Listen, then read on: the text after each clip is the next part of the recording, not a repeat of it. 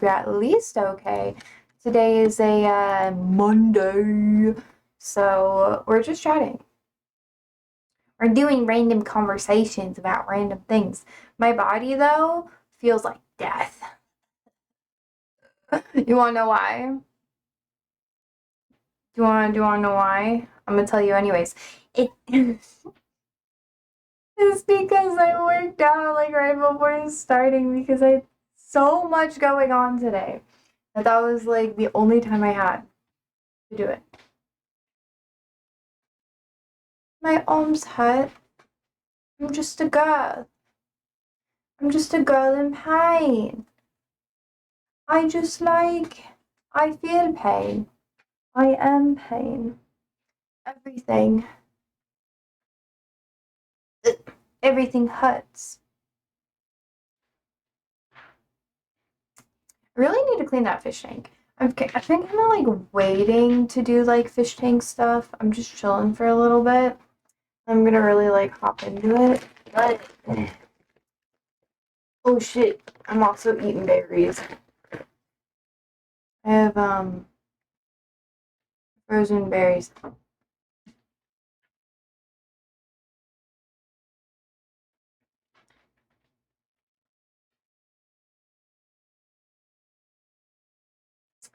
I think I need like a paper towel or a napkin or something. Um, nom, nom, nom, nom, nom.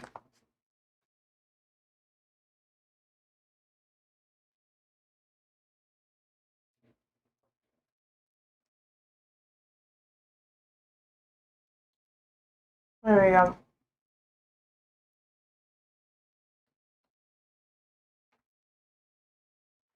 God, that feels good.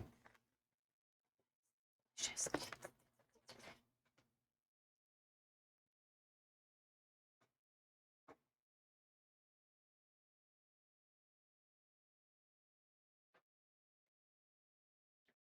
Can you get me a paper towel?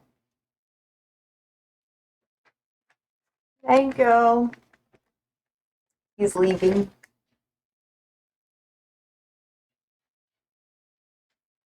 Hello, Olive.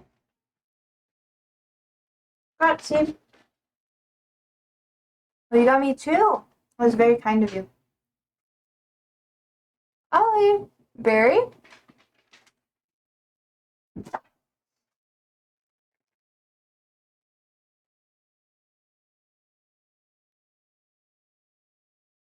I needed like a little glucose. I was gonna go crazy.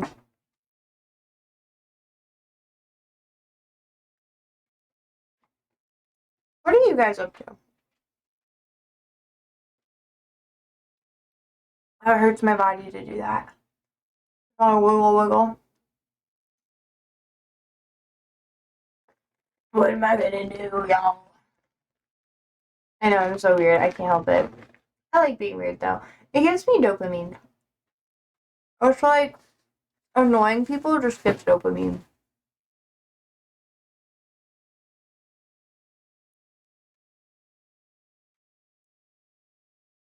Kind of like how I don't like to argue, but I enjoy arguing sometimes. I think it's really fun. Sometimes. I don't like fighting. Bickering, though, yeah. Hmm. George says hi. Hi, George. I'm eating some berries. I'm gonna have a couple more and then I'm gonna put it away. How are you? Hmm. How was your weekend? Did you have fun? I hope so.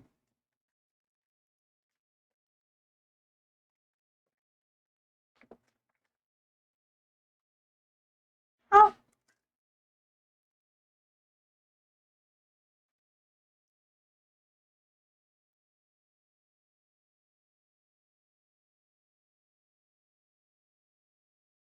okay, I gotta put this away. Oh, it's so good. We're so cold.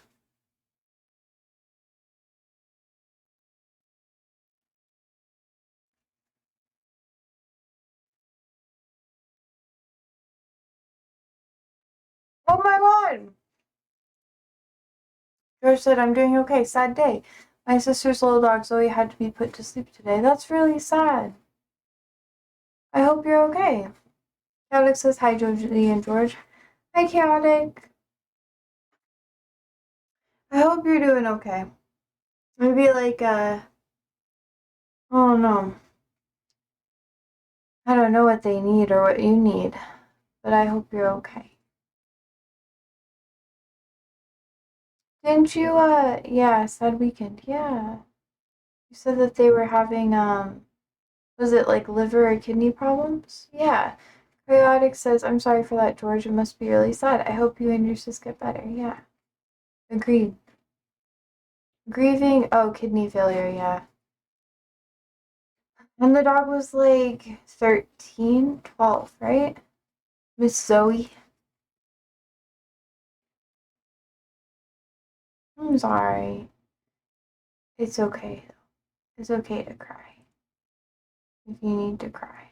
Not saying that you have to. I'm really bad at comforting people sometimes. She was 12 years old. Yeah. The baby. I'm sorry. Having to put a pet down is really hard.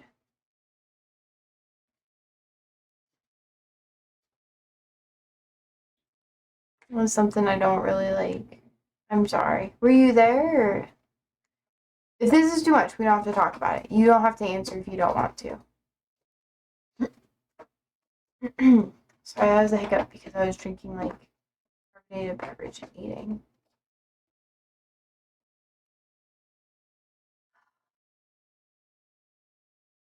I'm gonna start crying.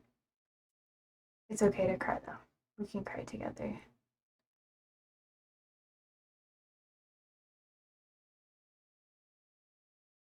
When you went that way.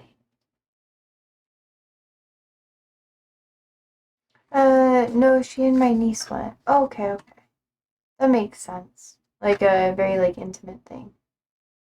Chaotic said, I never had a pet, so I never experienced this sort of grief, but I imagine it must be extremely sad. It is. It is. It's different. Yeah. It's not fun. I've never technically I've been with some pets when they passed, but it was never like being put down, you know. It was that's something I've never had to experience. Um, I've had pets that have had to be put down, but I was always someplace else when it was happening. Not because they're like protecting me from it, it was just coincidentally I was never home. So, or in the area or something like that. It's rough. It's really rough. Yeah. It'll be hard for a little bit. But things will get better. Damn. I'm not gonna cry. George says, I haven't had a pet for at least 30 years. You don't like losing them. It's the hardest part. It is. Not to be like too depressing and stuff, but my cat, Mikey, is like having a hard time right now.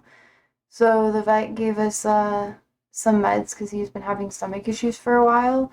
We at first thought maybe he like ate something bad and that's why he was puking all the time. Um, but like yeah, it's not like in his stomach, it's like in his throat. And we can't figure out what it is. We think the vet thinks that it's a like a disease or something, but he's not doing really good. Like he stopped eating and stuff. So we have like meds for him, and he's still been throwing up a little bit, but it's been better. So like I don't know. We'll see how it goes. I think he'll be okay. He's still like rather young, you know. George says, it's bad enough that my sisters and nieces lose them. Yeah, I know. I know. I think, I don't know. I think having attachment is good to pets. And losing them is always going to be the hardest part, but having them is the best part too. So I really, this is going to make me cry. Fuck. I don't know. It's like a sensitive thing right now for me too. But it'll get better. It'll get better. So like I'm sorry about that. Change the subject. I know, I've been eating berries. We can talk about like the news. But I don't think you're in my Discord. You're not. How was your day, Josie? I was animating all morning, and then it's my finals week in school right now, so I've been doing lots of stuff. I've been cramming lots of stuff in. I have a class that, like I said before, I have to retake.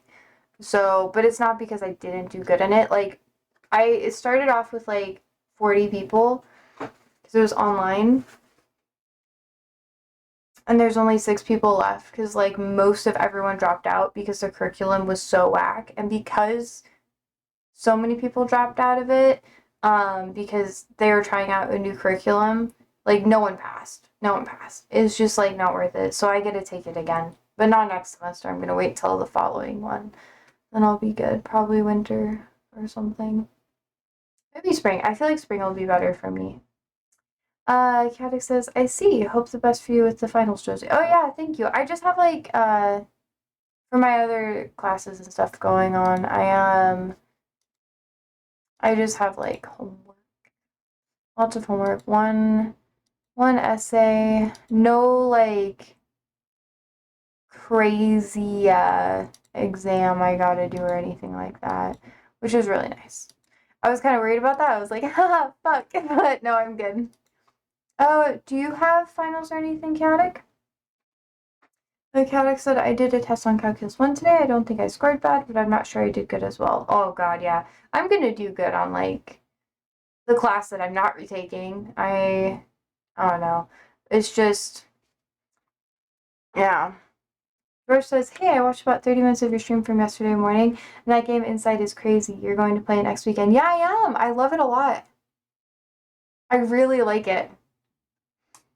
I've always wanted to play it. So I understood kind of the game mechanics, but I'm so used to playing with my fucking mouse that I kept like trying to steer with it and they kept like taking me out of the game and I was like, yeah, I'm so smart. This is so smart. It was really good. Oh, you have to be here next weekend. You don't have to. It's okay if you're busy too. But yeah, I'll be hopefully doing it in the evening. I hope so. I don't have this weekend I don't have anything going on in the evening. So I should be here. I'm excited. I just have a lot of stuff to do. I have homework and blah blah blah, but it's not too bad because I have one class that's like pretty much like in the bag, like no one's passing it. Well, the shitty thing is that it's gonna be an F on my transcript until I like retake it. So I want to take it as soon as possible. But they have to like wait a semester and rework the curriculum, and then I can take it. So I'm like, should have dropped out with the other people. But it's okay. It's okay. And then I start uh I start classes again. Let's see.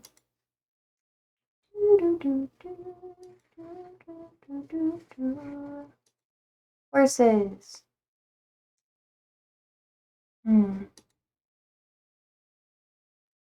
Okay, let's see. Blah, blah, blah, blah, blah, blah, blah.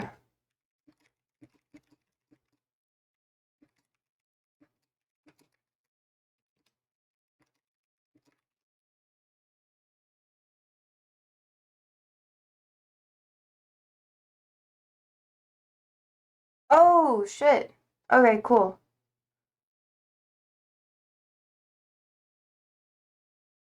So I'll get a week off. And classes start up. So it'll be good. It won't be too bad. Are you guys excited for me? I'm so excited. I don't know why I'm getting a degree. I'll use the stuff I learn, but it's like not super necessary for what I want to do in my life. Maybe it is. Who knows? I think it'll be fine. It just feels worthless right now. But I know it's not. It'll be helpful. Somehow. George says, I'll finish watching the rest of the stream tomorrow. I watched you get shot and killed by a crazy pig within 15 minutes. Yeah! The police officer. Policia. The piggy policia. Oh, speaking of police. I'm not actually... Give me 1 second. I'm gonna put the strawberries away because they're melting on my desk. I just have like a ton of like sliced strawberries that I got from Walmart. They're really good. I don't know why I like them so much.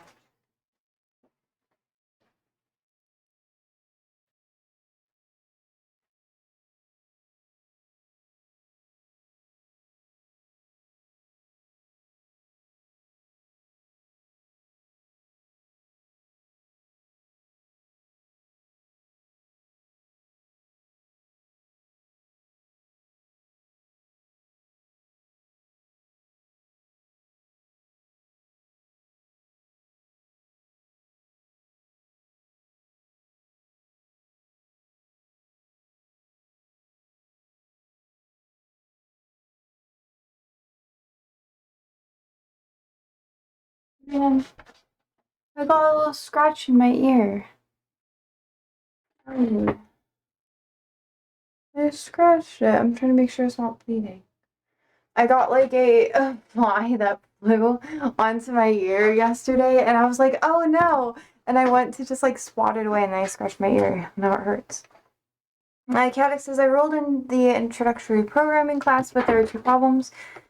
But when the professor said the assigned was sick on sick leave before the semester started, and he wouldn't be back until the end of the semester. Actually, I think I might have I don't even get a week off. Oh shit! I start the classes are back to back. Fuck. It's because it's 2 different schools basically, and I'm doing like a dual credit program thing where I go to 2 different places. Fuck, sorry, I got distracted. Okay, you just reminded me of that. So I was looking at the wrong thing. Shit. Okay. He wouldn't be back until the end of the semester, but the department assigned him anyway, so I was out of class for 2 weeks. I tried to transfer to another professor's computer science class. When I sent the email to transfer, the professor simply didn't see my email, and now I'm going to fail this damn class. Ooh. That's valid. That's valid. That's very similar to what happened with me with one of my classes.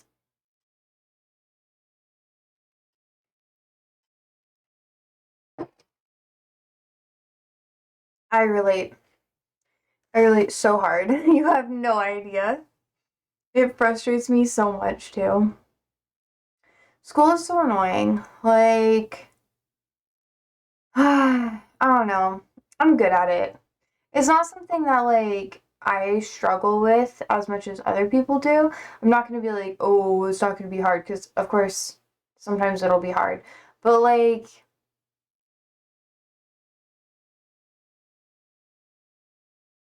for me, what I struggle with isn't necessarily the information itself, it's the process of doing all the classes. That is the annoying part. The information's fine. Learning the information, easy peasy, not lemon squeezy, but it's just a little bit easier, right? Obviously, remembering everything all the time, that can be a bit harder. And you never know what's going to be harder for you, right? But I just get so frustrated with the process because the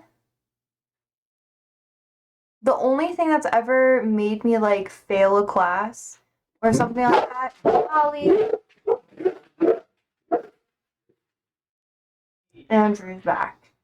But the only thing that's ever made me fail a class, sorry if that was really loud for you guys, is stuff that's out of my control. I was a caretaker for my grandparents, and when I was in school beforehand, and I really liked all my classes. I did really good with all of my professors and everything, but I literally had to drop out of school because I couldn't be a caretaker for my family members and go to school at the same time. And my family, like when I decided that I couldn't be a caretaker anymore, I had like other stuff going on, they still like tossed me aside anyway. So I was like, well, I was fucking worth it, I guess. Haha. But you know what I mean? It's just so stupid. And I'm just like, well, okay. But yeah, Chaotic says, I'm the same way. I don't struggle to learn stuff, but the issue is that the mistakes make this mistakes make me a bit lazy to study and focus on memorize content. Yeah. Yeah. I have so much going on. That's the annoying thing. Ollie, I'm upset with you. You know I'm frustrated with you. I don't like it when you do that. No. Yeah, you're kissing butt, aren't you? You're kissing butt. My stinky butt. He says hello. But yeah. I'm good with the memorization. Like, that's fine for me too. Like, I can memorize it, do the thing. I'll forget a lot of it, like, if I don't use it in my everyday life. So I just have to keep, like, doing stuff outside of the class to bring it all together. Are you really being like this right now, Ollie? You're fine. Ollie's a security dog. Oh, for sure. For sure. And then he sleeps on top of me every night. So the minute that there's literally anything outside, like I'm talking a squirrel, a fucking rabbit, anything, he wakes me up. Like he just starts growling. And then I'm like, oop, I'm awake. And then some nights, there'll just be like birds outside, like making sounds just because they're birds. Or there's like an owl nearby or something because they freak out because of owls. Because owls will like kill them. Um, and he'll just be like, ugh, and I'll just barely sleep because he'll just be like, I start dozing off and he's like, ugh, and I'll have to like put him in the other room. But I don't have to do that often. Chaotic says, Josie, I hope you don't mind me asking. I hope you don't want it. And if you don't want to answer, that's fine. What are you studying now that you're back in school? Um, I don't really share a lot of that online just because, like, there's a couple things that I'm doing. It really depends on the school that I'm going to go to after I, like, because I'm doing a dual credit thing. So I'm doing lots of stuff in different programs. I don't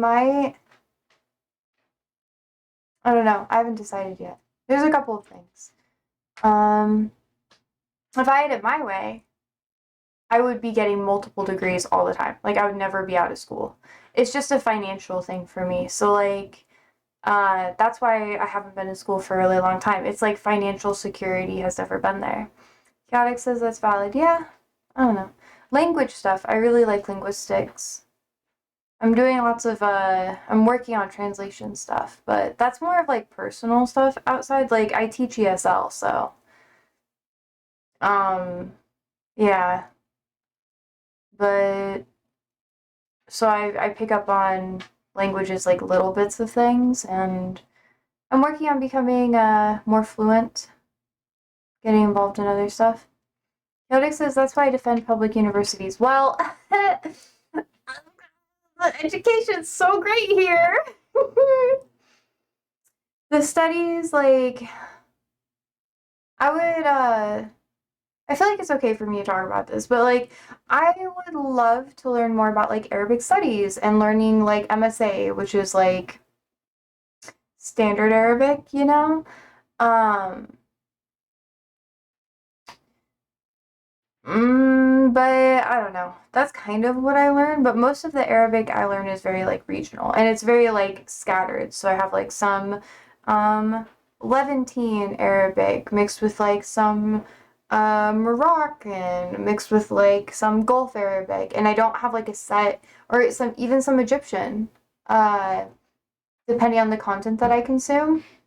So I don't have like a set dialect that I've learned yet, which makes it harder to converse with people because they can't really like pick up like where or like how to speak with me. So it's just like okay. So yeah, that's why I'd like to learn MSA, and that's why I've been consuming a lot of like Al Jazeera content, which is also really depressing because then like I'll be just hanging out and it'll be like the most depressing shit because everything that's been happening um in like the Arab world is like so fucking sad. So I'm just like, guess I'm gonna cry for like 15 minutes. Yay! Ah. But yeah, like I think 100 some journalists have been killed in Gaza so far. It's really bad. Like every single Al Jazeera journalist in Gaza has been targeted by the IDF and killed. And the last remaining ones that were there were killed yesterday. And that was like really hard to watch. Let's see. Kadek says, I think the only people I met that spoke a bit of Arabic were some Turkish neighbors I used to have back when I was living in another state. Yeah, I've been around a lot of Arabic.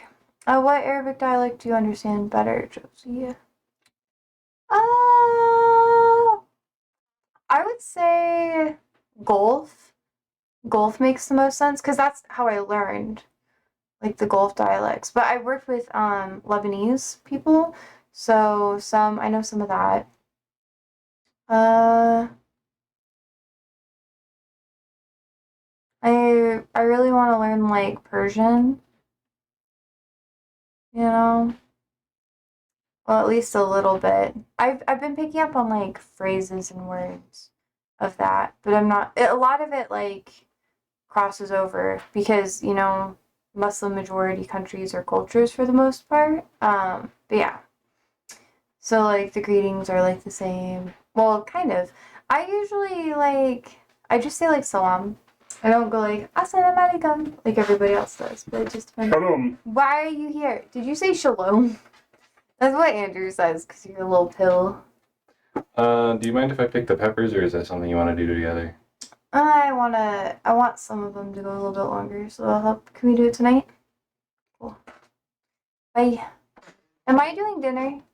Yeah. Ugh. Do we have any? Meatballs. Okay. I'll make the beef bowls. They say hi. Hi, chat. Andrew says hi and bye. Wait, what did you get? Dishwasher stuff? What did you get from the store? They only had 1 tube of blueberry bagels, so I got a tube of blueberry bagels and English muffins. I got mouthwash, and then I refilled our dishwasher detergent. Grazie. Okay. I want to know what he got because I wanted to be sure that he got more mouthwash because I like having clean teeth. Although they're kind of like yellowish looking. I whiten them like twice a week. And I just ate a lot of food, so they like stained. They're tainted. Anyways, Katic says, I think about learning Hindi and Dutch someday. It's hard. I took a break from it for about a month and a half, like just learning languages as a whole, because I really wanted to pause. And because I did about 6 months straight of just like Arabic. Not every single day, but I mean, every single day I would consume Arabic content, but I wouldn't like I would practice every day. So like I'm good with like I can speak pretty okay. I'm a lot better. Like now I can pronounce almost all of the letters and everything like that like perfectly. But it's hard because different dialects are like, you might say it like this, or you might say it like that. And you're just like, you know. But that's the hardest part. But yeah. And let's see. So I'm gonna keep doing that. Obviously, now that classes are gonna be starting up this week. Actually we already started doing prep like earlier this month. So I don't even know when classes start. I just know when I'm asked to go there because they usually start classes ahead of time. And I'm like a teacher's assistant basically. That's like what I do. And I have like my own class. So they have to like figure out where everyone's supposed to be, like test everybody in. And then I get my students afterwards. And I'm not part of that testing process. So I get to wait a little bit and then I'll be teaching again, I think in the next couple weeks. They're gonna email me. I still have to do like some more paperwork and stuff tonight. Oh, I should probably write that down because if I don't get that done, they're gonna be mad at me. She's gonna be like, "Why are you so bad with doing paperwork?" And I'm just like, because it's like out of sight, out of mind. If I can't see it or hear it, I'm just like, I'm fucked. Anyways, um, Alad's here. Hi, Alad. Caddick says, I see. I think the best way to learn a language is practicing empirically. Focusing too much on the theory won't help much. True. Sure, grammar is important, but it's pretty common that people don't speak formally on a daily basis. That's true. But because, like, yeah, that's true. I'm really trying to just learn phrases because that's the best thing for me. Phrases make the most sense because then I can connect the phrases together. It's like learning different English dialects, you know? How are you, lads? We're talking about language learning, how to become a polyglot. I think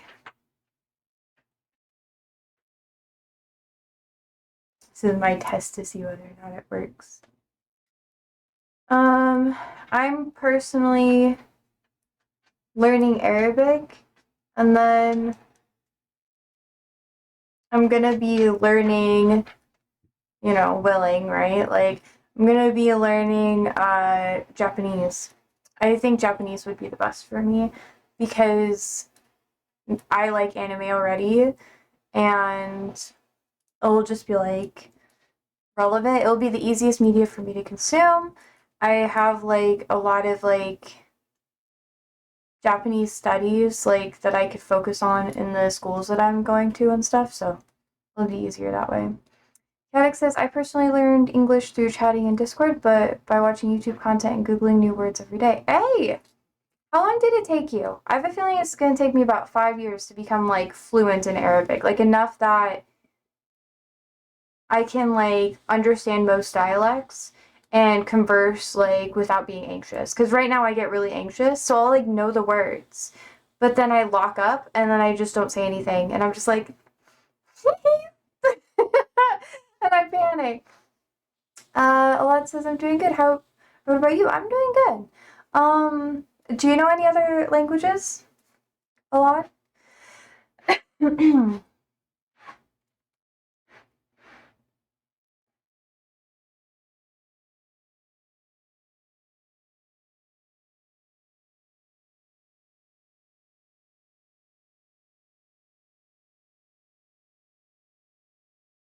I'm taking notes right now. I mean, I know English and Estonian. Damn, what is that language based off of?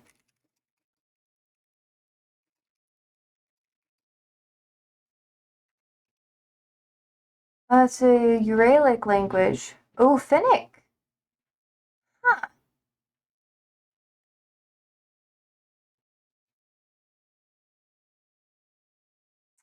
Interesting. It's written in Latin script. It has absolutely nothing to do with Indo-European languages. Ah, that'd be hard to learn then. Caddick says, so congrats to you.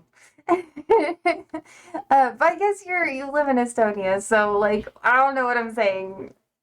Erase. Rewind. Rewind. Chaotic says the biggest con of learning a new language is the more you learn and incorporate a language in your life, the more you forget your native language. It becomes normal for me to forget words in Portuguese and only think of words in English while thinking or chatting with someone. Yeah, and a lot says, yeah, I live in Estonia.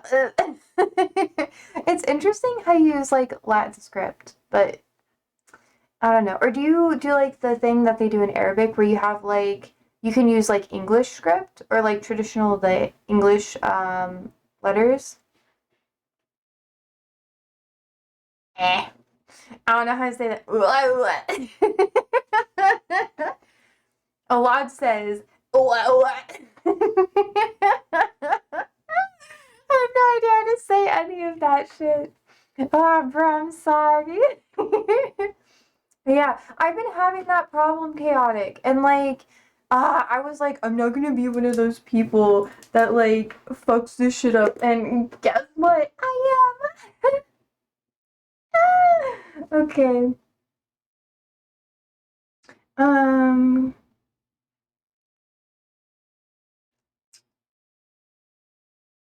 what's it called? Okay. Yeah. This today is the day that I've been like really getting back into Arabic. So that means like for 30 minutes I rewrite the same Arabic phrase or words over and over again, and then I say them out loud. And then I start talking to Andrew in Arabic, and then he just stares at me. And I'm like, you have no idea what I'm saying. And I haven't had like any of my Arabic chatters here in for a while. One, because y'all have lives. Like some of you guys message me on Insta and you're like, sorry, I'm not here. Wait, sorry. And you'll be like, I watched the VOD, so breaking the fourth wall, I see you. I miss you bitches. And then I'm just like, "Ugh." But now I'll go on like TikTok and I'll be looking like my Instagram, all fucking Arabic. My TikTok, Japanese. Just everything is Japanese. I get the Japanese fucking weather. I'm gonna show you something. I'm gonna show you something. I don't know why my TikTok just decided to be like Japanese shit, which is fine. I love Japan. Japan's cool. Beep, beep, beep, beep, doo, doo, doo, doo. I think I made a TikTok about it. Or did I get rid of it? No! Did I post it? Or did I delete it? I don't think I deleted it. I might have not saved it. Damn! I didn't save it to my drafts. I'm a dumb bitch, yo. Aw, fuck. I fucked it up, Chet. I fucked it up. That's so sad. Long story short, I started watching the Japanese Weather Channel, and I was like, maybe Japan is neat. Because I was looking at the weather, and I was like, damn. Okay. Anyways, Chaotic says, for a while I was also thinking about learning Tupai-Guarani, an indigenous Brazilian language. We often focus too much on learning the languages of colonizers that we lose the sense of the amazing languages and dialects that are being forgotten of colonized groups. True.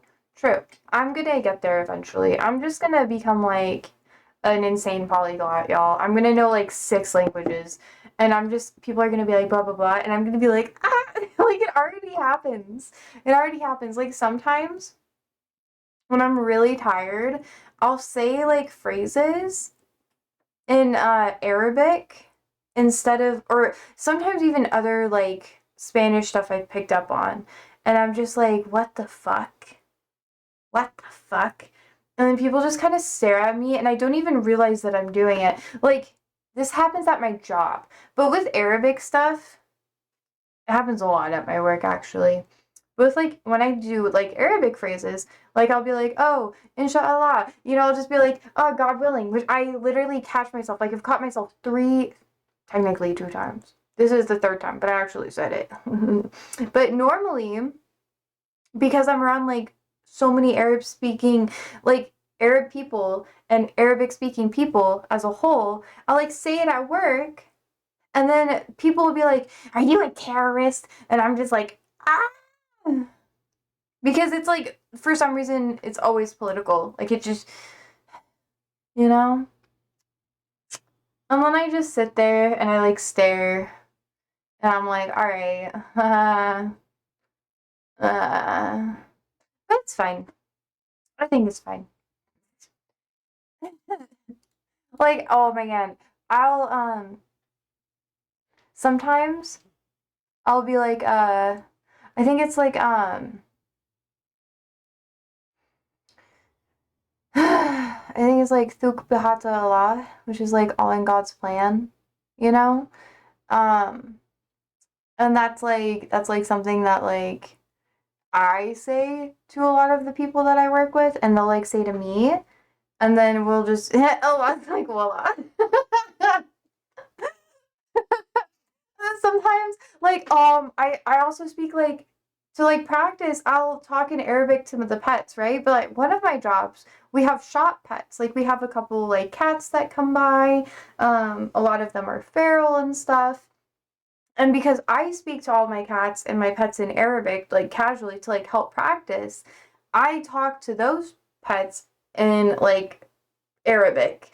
And then I don't realize that I'm doing it. And until like my coworkers and like other people who will just like randomly come in, like trying to get something, they'll just be like, "What did you say?"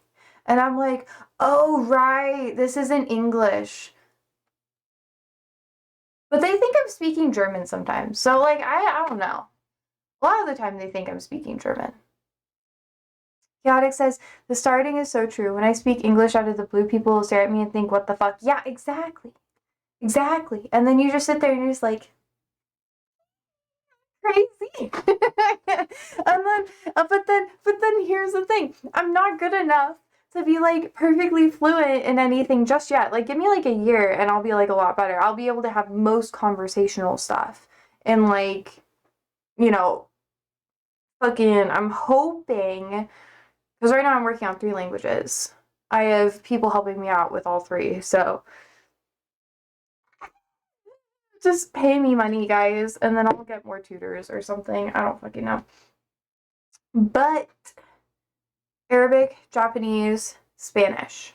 I already have to do Spanish stuff because like when I do ESL, I either do Spanish stuff like people who are refugees from like El Salvador or different places, or they're just immigrants as a whole and they're trying to learn for like immigration testing because like or to get their citizenship, you have to pass an English test. So that's what I help people with, like the citizenship process. um and that's just kind of like, yeah, it's worth it. It's good experience. But it's either that or I get Arabs. And sometimes they're both in my class and it's really confusing because they'll be like, and then others will be like, and I'm just like, oh, it's okay though. I cry. Caddick says the good thing about knowing another language is people don't know. Another language people don't know is that I get to curse freely. LOL. People just think I'm like crazy. Sometimes all of the languages, like if I drink, this is partially why I don't drink with people anymore. But when I drink, because I'm working on like learning languages like so much, I'll just start like speaking and shit, and they think I'm like speaking tongues or something. And I'm like, that's why I don't drink a lot too, or do anything. That's not why, but it's a pro. It's like it's not good. Ugh, I hate it. But anyways, can you tell I slept really well last night? All I did keep me up all night. But I went to bed really late. I went to bed at like 1, because I had so much homework to do. But yeah, I don't know. We'll learn more. We'll learn more, and we'll be better. Oh man, it's just awkward. Chaotic says I don't like drinking. It changes nothing in my behavior. It doesn't make me happy or not even sad. Me too. Me too. I like here's the thing. I'm not gonna like share too much. Oh wait, I also have to write the thing down. What was I gonna write down? Ah, shit, it was a stream thing. And I literally opened it. I don't have like anything else written down yet because it's Monday and I usually take like the end of the day to like cover the stuff that I do have written down. But all of my like tasks and everything, there's just nothing there yet. And that's okay. Oh, well, I guess you guys saw like well, this is like all online. So you didn't really get like any schedule. It's not really helpful for you guys. And it changes every week, so this is just my appointments that are in here. Meetings that I have to go meet with random people or do online. It's really gross. This week, I get to be home a lot more than other places, which is really, really nice. Next week, I'm never home.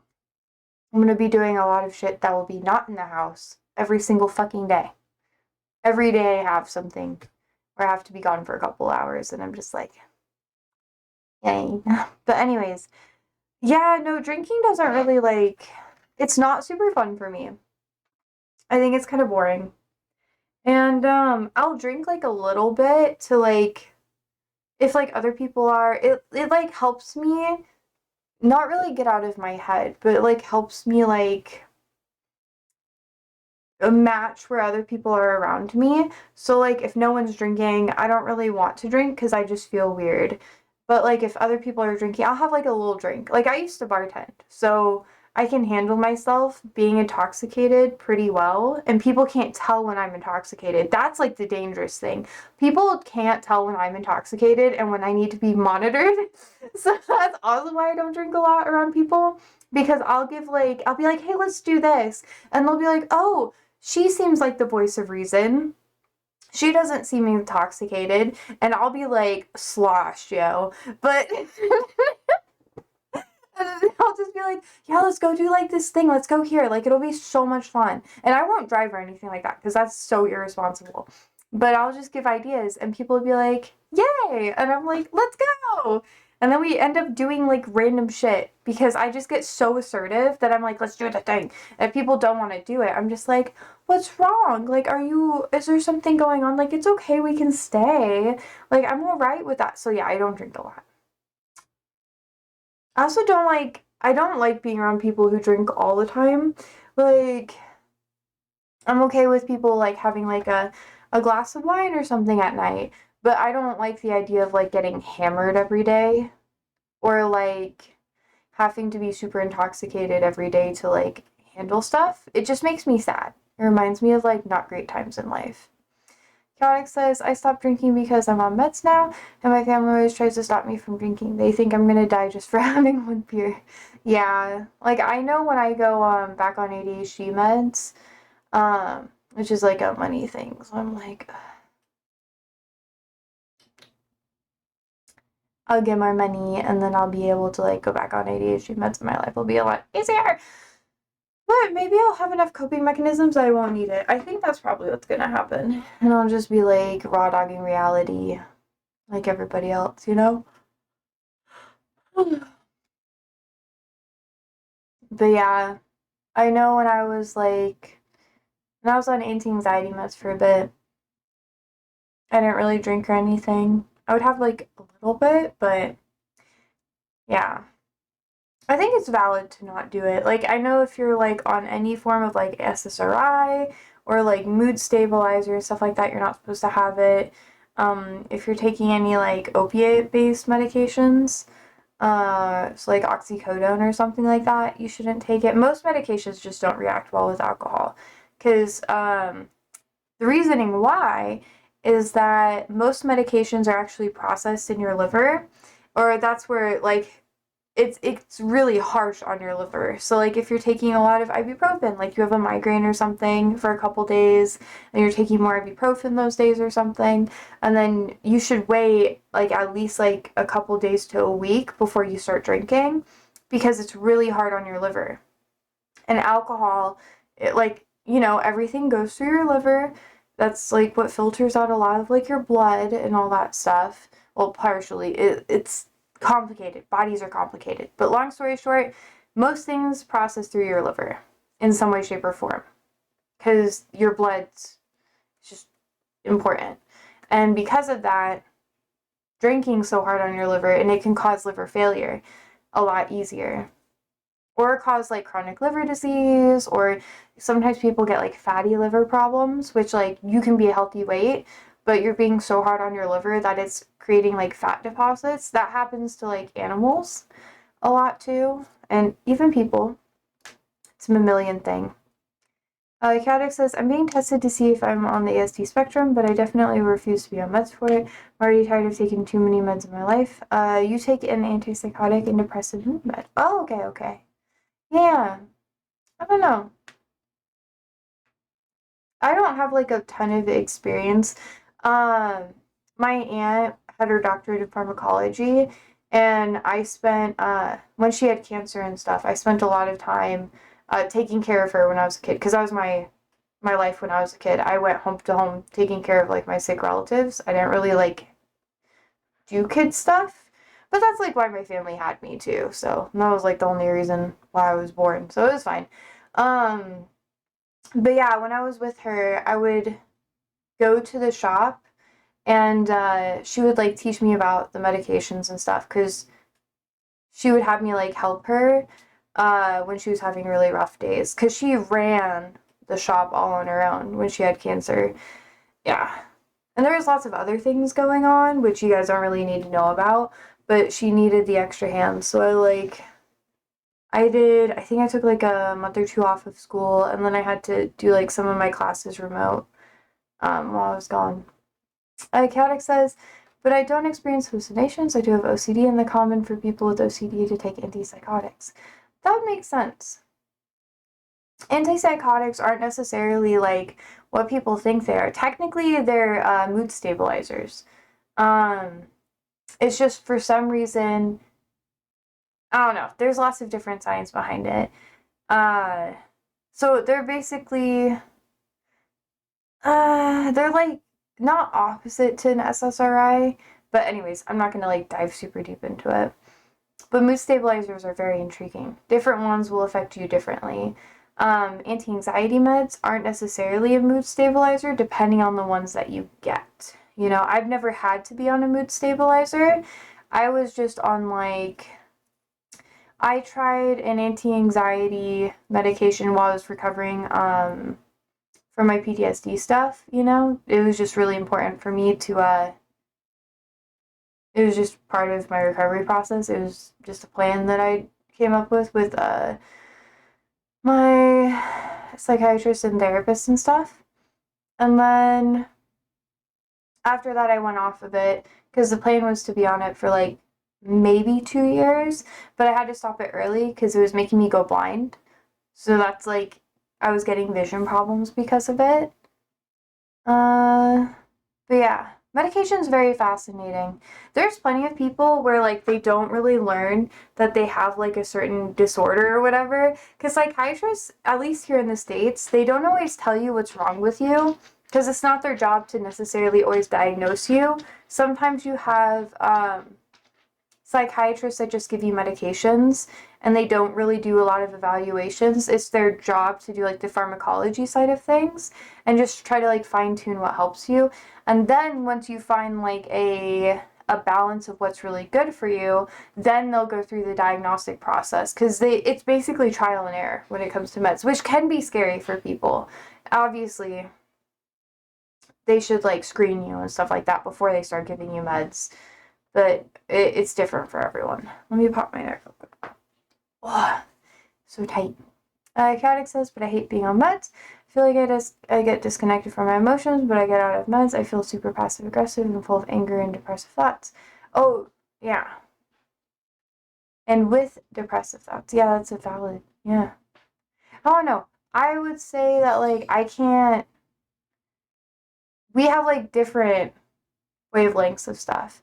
I know, because, like, I work on a community space for um hmm for people with like PTSD. I'm trying to figure out like how much I should say. But I work in a community space for people with PTSD. I work really closely with like a lot of therapists and stuff, trying to like coordinate different resources and stuff like that for people who need assistance and telling them like what would be best because I obviously can't help people directly, but I've noticed like correlations and kind of like patterns. But OCD is something that is like there's a huge spectrum of it and it's not at all what people think it is, like at all.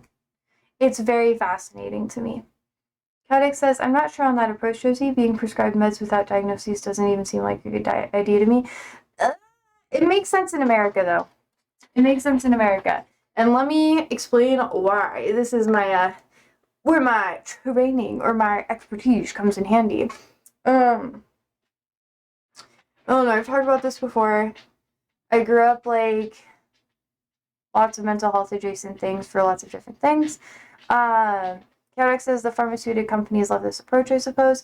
Not necessarily. Here in America, a lot of things are economic based, so not everybody can afford to take the test required. So, like for me, when I was screened for like everything. When I like was in high school, I literally went to multiple psychiatrists and took multiple tests, like as much as I could. I'm not even joking. I spent like uh doing the math. About $7,000 on tests just because I wanted to figure out what was wrong with me. But it's all I got was PTSD, like severe PTSD, which I'm thankfully like in remission for, and ADHD. That's like all I ever got. Like I've taken all of the tests, like every test you can think of. I took the test for borderline. I took the test for like ASPD, which would be antisocial personality disorder. I took the test for like literally you name it, like OCD, narcissism, NPD, narcissistic personality disorder. I took all of these tests. I took tests to see if I had experienced any like hallucinations or thoughts that weren't necessarily in line with reality. And the reality is I just have PTSD and ADHD. I'm very lucky to not like fit the diagnostic criteria for anything else, but I had to go through all those tests and it cost me a lot of money, all out of pocket. And I had to work 2 jobs like almost full time while I was in high school in order to be able to afford that. It's not something that you're just given. And it was cheaper for me because I was a minor at the time. Like I was just turning like 18 and you had to be 18 to take certain tests. So I had to save up all my money and then once I turned 18, I took more tests. Yeah. Chaotic says, of course, why make free mental health and free health in general a human right? Of course, poor people are going to be able to afford it. I know. So that's why, like, I understand what you're saying of, like, it being concerning for people to get prescribed medication without having the test, but a lot of people, they can't afford that, and their insurance will not cover it. They'll cover, like, the insurance will cover the medication, but it won't cover the diagnostic process, which sucks.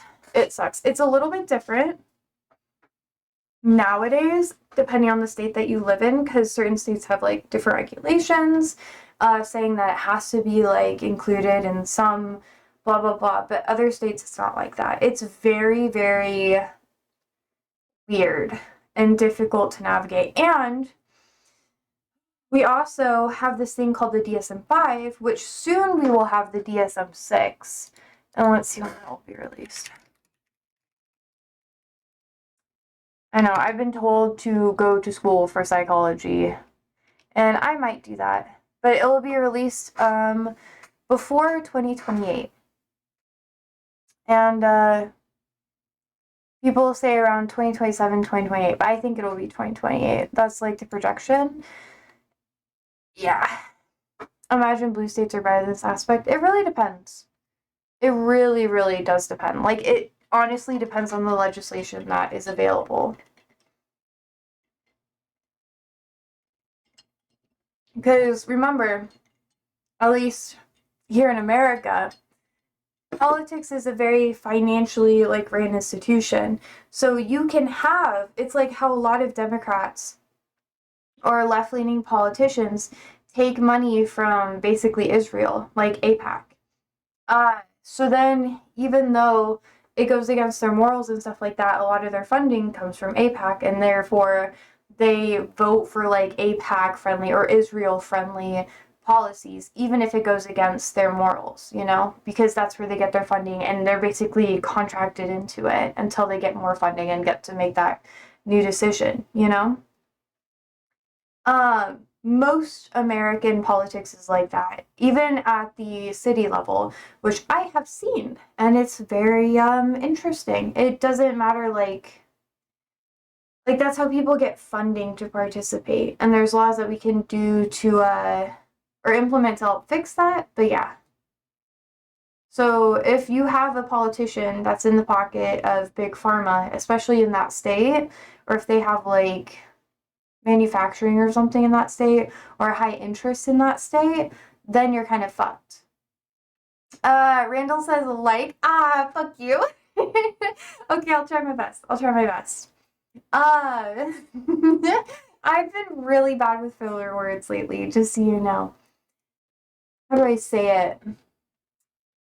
Trying to figure out the best way to phrase this.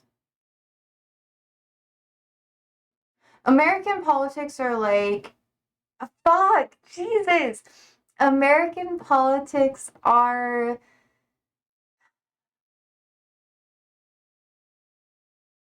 very financially driven. And you either have to have very, very good public, like PR, or you have to have a really, really good standing with the public in order to not have to do that. Randall says, "Yes, I know I'm evil, lol." But I need to work on it, so I'm very happy that you've done that because it's fucking horrible. I'm really bad with filler words. It's horrible. That's why I'm like, so I gotta learn other languages because then I can just like not have filler words there. But then I'll find a different filler word and it'll still be bad. It won't be that bad. I'll get better. I'll get better. How are you, Randall? We're also talking about psychology and care in America versus Europe. It's really annoying though. Chaotic says you could add speaking Arabic for 5 minutes on the channel points. Oh, no! Oh, fuck. Actually, I should do that. I should. And then I'll have to Google what I'm gonna say. And then people will yell at me and they'll be like, "That's wrong." And I'll be like, eh. Like the one time where that one person came in here and just started like cursing at me in Arabic and I knew he was cursing at me, and all the other Arabic chatters were like, "Josie, you gotta like be stronger about it." And I'm like, I'm a little bitch though. I wanna learn the curse words. Like I was like, this is an opportunity for me to learn. This is educational. Randall says, I joined stream and I heard that one word 4 times in one sentence. I know. In my public speaking class, my teacher was like, you need to stop saying that. And I literally give lectures and I say it all the time. And the teachers that I work with who are like, when they supervise me, they're like, you need to stop saying that because now your students are saying that. And I teach ESL. So they don't need to be saying it. I'm supposed to speak proper English. I'm dyslexic. It's so funny. It's so fucking funny. Although, reading in Arabic is so much easier. And same with Japanese. I'm learning Japanese too. So it's like so much easier than English. I don't know. There's something about English characters where it's really easy to like flip flop them. Actually, there's a couple letters in Arabic that are hard for me. I don't know the words. I think it's like ein, gein, you know? I'm gonna show you my keyboard and I'll just point them. So what's the reward for falling? Or failing? Sorry, I'm dyslexic. I didn't think about that. I've had these. I need to update my channel. Good notes. Thank you, chat. Very good notes. Wait, what should I do for my channel points? Like, what would you guys like to do to me? Not like in a weird way. Be appropriate, bitches. But like, you know? Channel points. Oh, I have to do Amazon too. I keep forgetting to do it. Amazon. Can you tell I've been sober for so long? I'm starting to just be weird. This is what you get. Anyways, Chaotic says, I do have a teacher in uni where he always ends sentences with one specific word. It annoys my classmates and I just laugh at it. That's actually good. What a slay. Okay, channel points. Arabic function.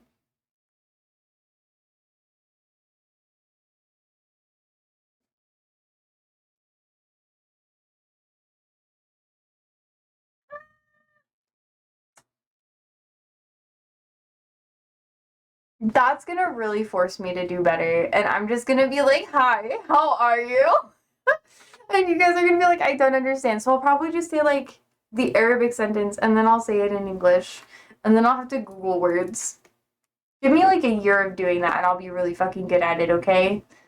Okay, bitch. Oh, good. I'll start making TikToks in Arabic, and then Muslims will yell at me for not wearing a hijab again. Ah, it's so toxic. Because they're like, why is the white bitch speaking Arabic? She must be. It's just such a space to navigate. Anyways, Randall says, I would like my points back. Plus 1 point. I think that's a proper reward. I don't think I can do that. Sorry. Cat says we are appropriate, Josie. Don't you trust us? Not a chance in fucking hell. Like, no. Shit, sorry. I feel like it was, oh, damn it. It was appropriate for me to say it in that context. The second one, no. I just got nervous. No, I didn't. What happened? Nothing happened. Anyways, what other channel point functions do you think I should do? I know a lot of people have other stuff too. So what would be good? Tell me what. I could do a little bitch dance with my pets. We could dance together. Be like, although I feel that having a dance with pussy or dance with bitches option could be confusing for Twitch and get me flagged for something. A good one would be a nothing button. What's a nothing button? Oh, okay, nothing. I'll make it for a lot of points.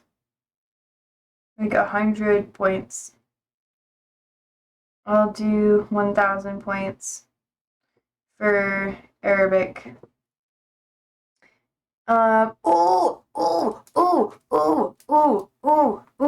shit. We could do practice Arabic. And I'll have to tell you guys what I'm practicing. That'd be so hot. Randall says yes. Okay, cool. Slay. What else? Kadek says, I do follow a streamer who's half German and half Hungarian. She does her streams in English, but her channel has points like 10 minutes of speaking German and 10 minutes of speaking Hungarian. Damn. 5 minutes of singing? I did musical theater. Do you really want me to do that? Andrew would lose his fucking shit. Arabic calligraph? Oh, Arabic calligraphy? What do you mean? Is this a thing? Did you spell it right? Or am I just dumb? Both is probably true. Let's say.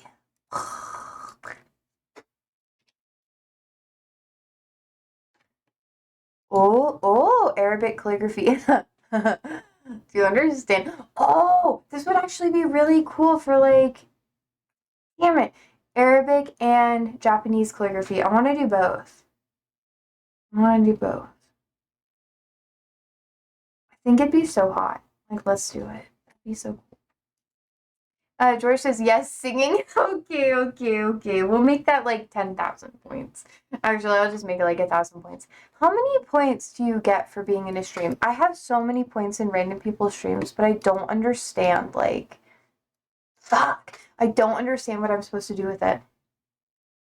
I want it, Josie. I love to suffer. Okay, we'll do 5 min singing.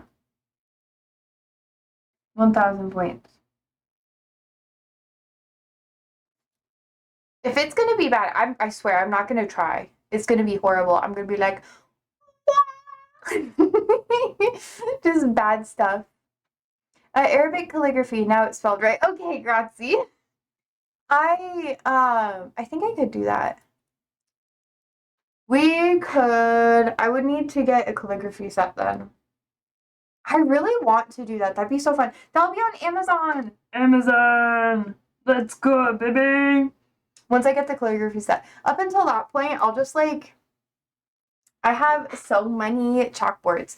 I'll just grab my closer chalkboard and I'll start writing things in like calligraphy. I might get a stand for my job tomorrow because I have to pop by before I like do my online stuff because I have to like do share, like, I'm having issues with my computer, and we have like a stand that doesn't work well. Do you use glasses, Josie? Maybe.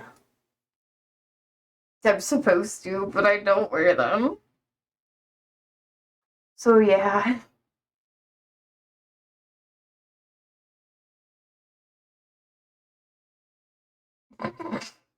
Good question. It is a good question. I don't even know where my glasses are. I think I lost them. I should wear them.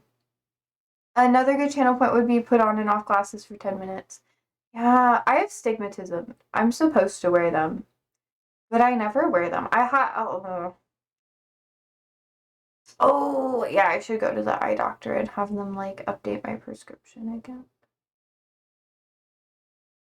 A plus recommendation, y'all. When I wear my glasses, I'll be like, wait, do I have like my old pair somewhere? I don't even know. Hey, Andrew. Have you seen my glasses in a while? I don't know where they are. I don't drive a lot. Technically, I'm supposed to wear them like if I drive at night, but I don't really drive anywhere. I like bum rides from people, or I mean, I do drive too, but not often. Glasses look good on females. I'm not gonna write that one down. I should get new glasses though. God damn. Okay.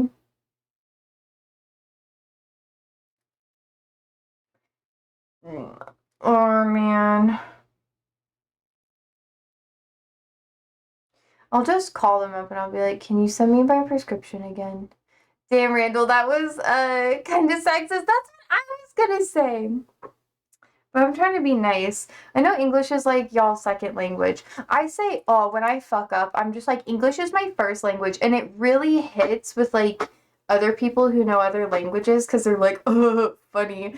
But then like people who don't know that I'm learning other languages and stuff or don't understand like how people could know more than one language, they think I'm really stupid. And I'm just like, here. Randall says, makes them look smart, plus added of the librarian look. Yeah, I guess that's fair. I don't know. I just like, I'm not gonna say it. See, I didn't say the fucking word. I didn't say it. I'm gonna write that down too. No more saying like. Yeah, my poor speech teacher, she said to me that I should not say like anymore. Because she said that it makes me sound she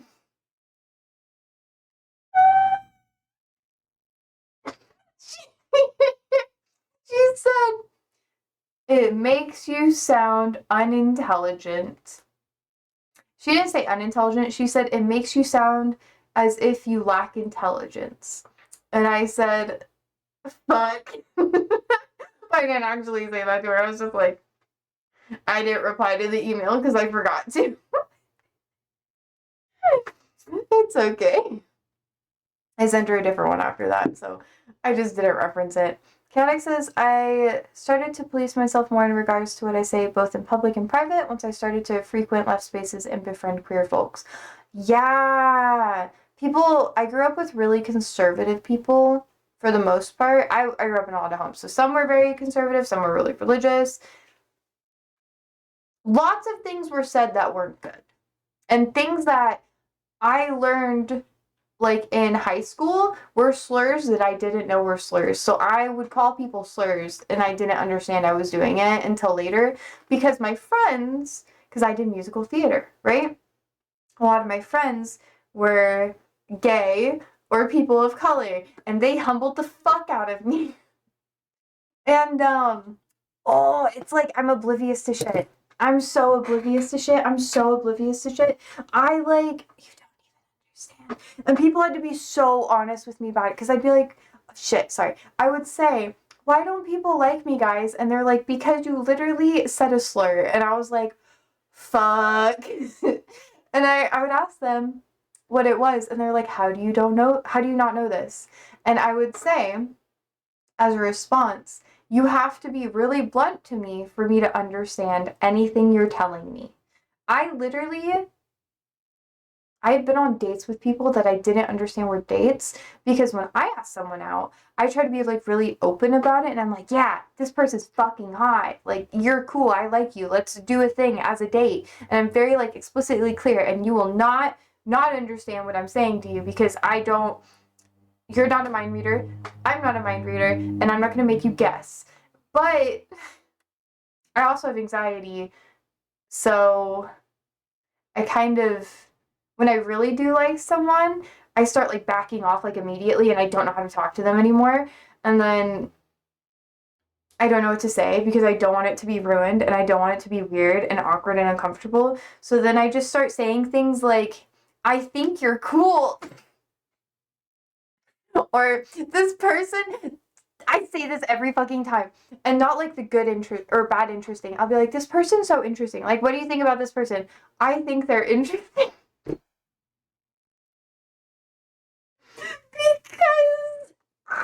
it's so embarrassing. It's so embarrassing.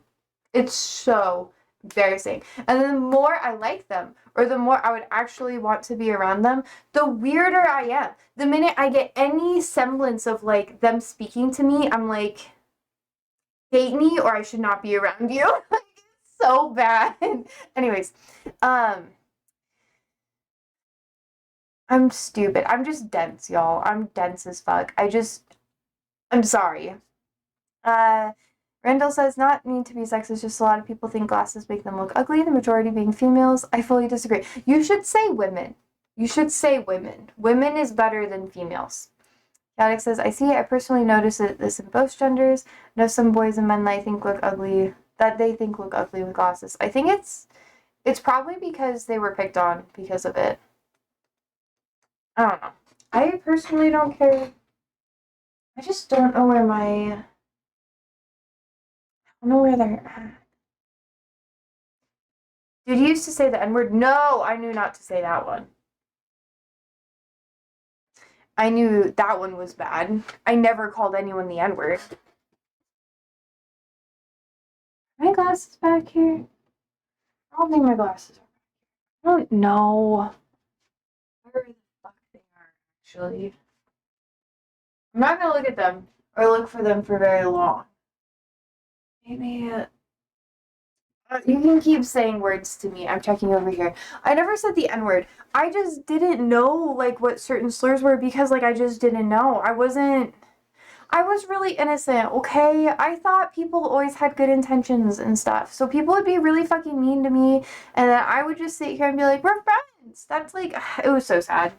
I didn't know. I was socially isolated as a child, so I had to learn everything the hard way, because I never had any adults to like explain to me when people were mean to me or if people didn't like me. So every lesson I had to learn the hard way.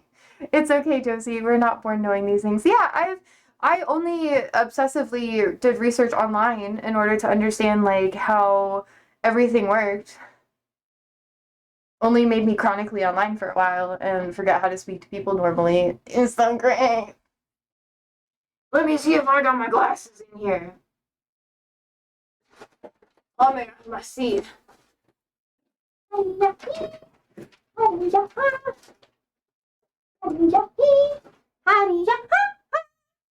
let me see. Ugh. Okay. Wow. A lot of like coins. What do I have? Whoa, I got. Oh, I have my dead dog's tag. How sad. Anyways, in better news, I found my old Olympus camera. I need. It still has the memory card in it. Holy shit. I don't remember how to charge this though. Is there like batteries that I put in it? I think I have to put a battery in it. I'm gonna use this. What's up? Wait, fuck. Pretend I didn't do that, okay? It's fine. Chaotic says, I grew up in a very sexist, homophobic, and all other isms you can imagine. It took me a while to notice toxic learned behaviors. I picked some from my parents, and also took me some time to stop with these horrible thoughts. Yeah. Oh god, yeah. I fucking get that. I know exactly how that feels. My family was very evangelical and very, very racist and homophobic, which is why I don't talk to them. And they're all like, we love gay people. We just don't think that they should have any rights or do anything like that. And I'd be like, I was a little bisexual girly pop. And then I was like, oh, yeah, we're not going to talk anymore when I get older. And then when my grandmother found out that I was like bisexual, she called me on Thanksgiving. This is my trauma dump for you guys, just so you guys know. I think it's kind of funny actually thinking back on it because it was like 5 years ago, like right before COVID. But she called me the day before Thanksgiving, told me to not contact my family, really. And I'm not going to try to like talk shit and be like a horrible person or whatever. But she was like, if you can't like be normal or participate in the family properly, you shouldn't interact with the family. And then lots of other things. And I was like,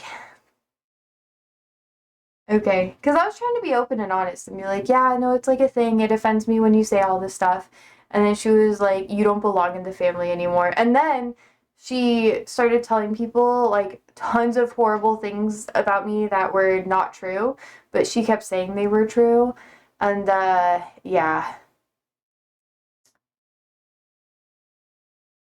Anyways, the bias of glasses in schools is harsh. Personally, I think glasses are cool and great fashion statement. True, Randall. Caddick says, I remember my mom told me her mom used to say, don't go into the sun, you'll get darker. Yeah. Yeah, my family wasn't like that, though. They had lots of problems, but it wasn't, it was like, and I'm saying like again, but, oh, there you go. When I get nervous, I like pop myself more. I don't know. They were very much if you don't at least like follow the family's like or the family guidelines and do all this stuff, then you're not going to be like part of the family. And I basically just stopped talking to her because of how the last conversation went, because she said, oh, well, if you visit the family, then you need to not talk about like these things, you know, and you can't be like that.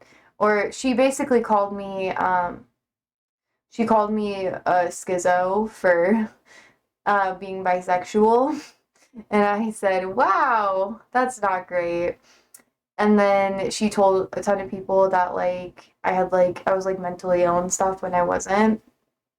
Totally did not cause any problems with my relationships whatsoever. And it like she destroyed, well, the impacts of what she did ruined my relationship with almost everyone in my family, to the extent that like I couldn't even be around my mom before she passed away, which was like really rough. And yeah, I have a part in that, and like not trying to push people and like force them into like believing my side. It was just kind of, I tried talking to people about it and they weren't willing to hear my side of the story, and they started treating me really aggressively with things that really didn't happen. And I was just like, oh, okay. So I went back to my family trying to look for support and things, and they started treating me poorly because they believed something that like didn't really happen. And then I was just like, okay. And they didn't really ask me for anything about like my life or whatever. It was like a whole thing. Long story short, I don't talk to my family, Lamau, for lots of reasons, and that was kind of the start of it. I'm surprised that people just like believed someone who was, you know, just kind of like talking shit without having any evidence to back it up. But I guess since they're like an authority figure, people would be like, whatever. It only took me years of like therapy to get over it, so that's fun. That's fun. Love that for me. Chaotic says, and my grandma isn't even white. She's mostly mixed with indigenous people and Portuguese people. But unfortunately, racism is something the oppressed also learn and incorporate into their mindset. That's true.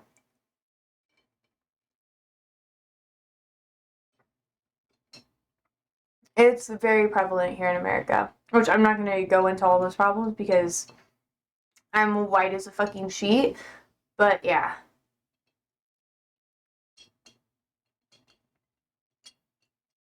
I don't really have like a lot of, if anything, it's not noticeable. Chaotic says, I'm sorry about that, Josie. Family issues are a big deal. Trust me, I know exactly how it feels. Still have my struggles with my father, and I don't know if I'll ever get better. Oh, well, yeah, I don't know.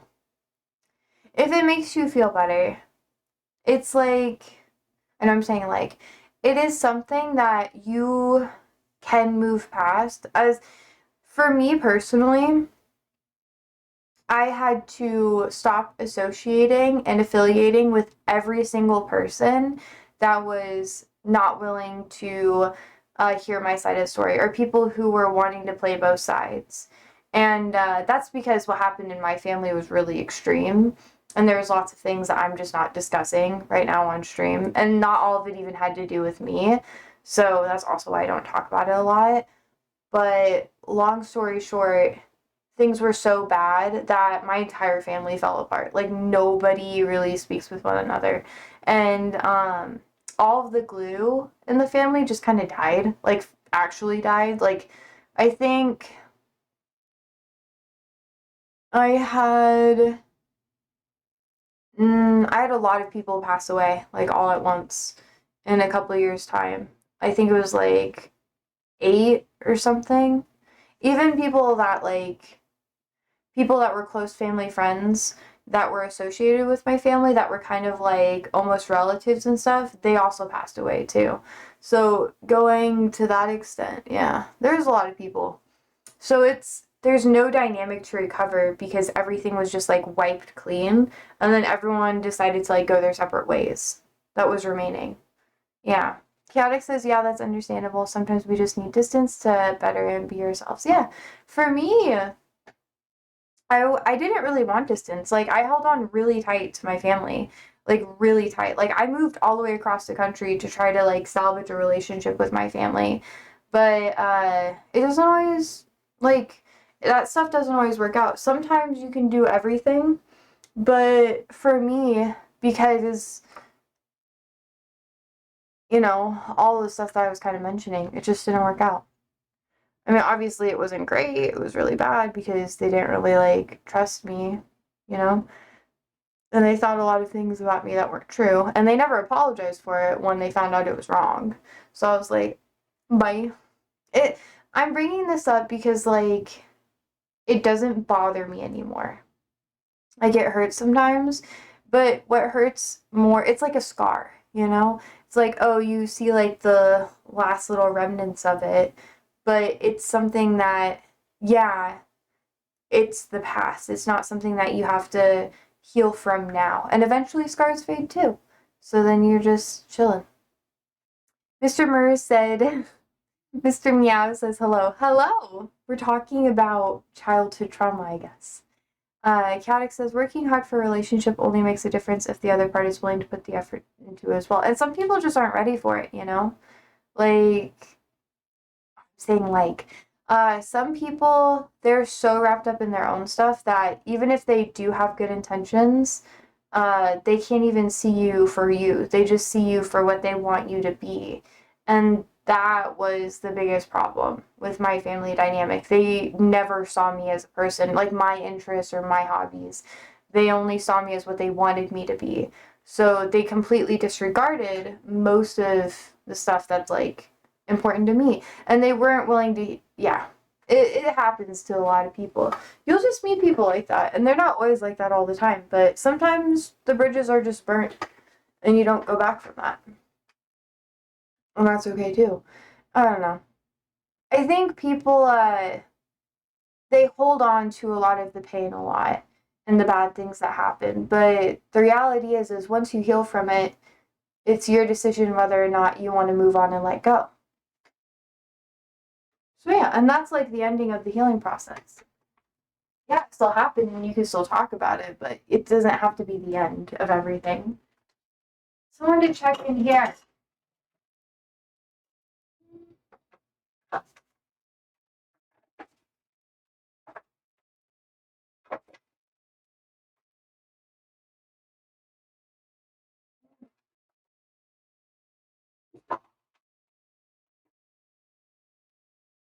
Gosh.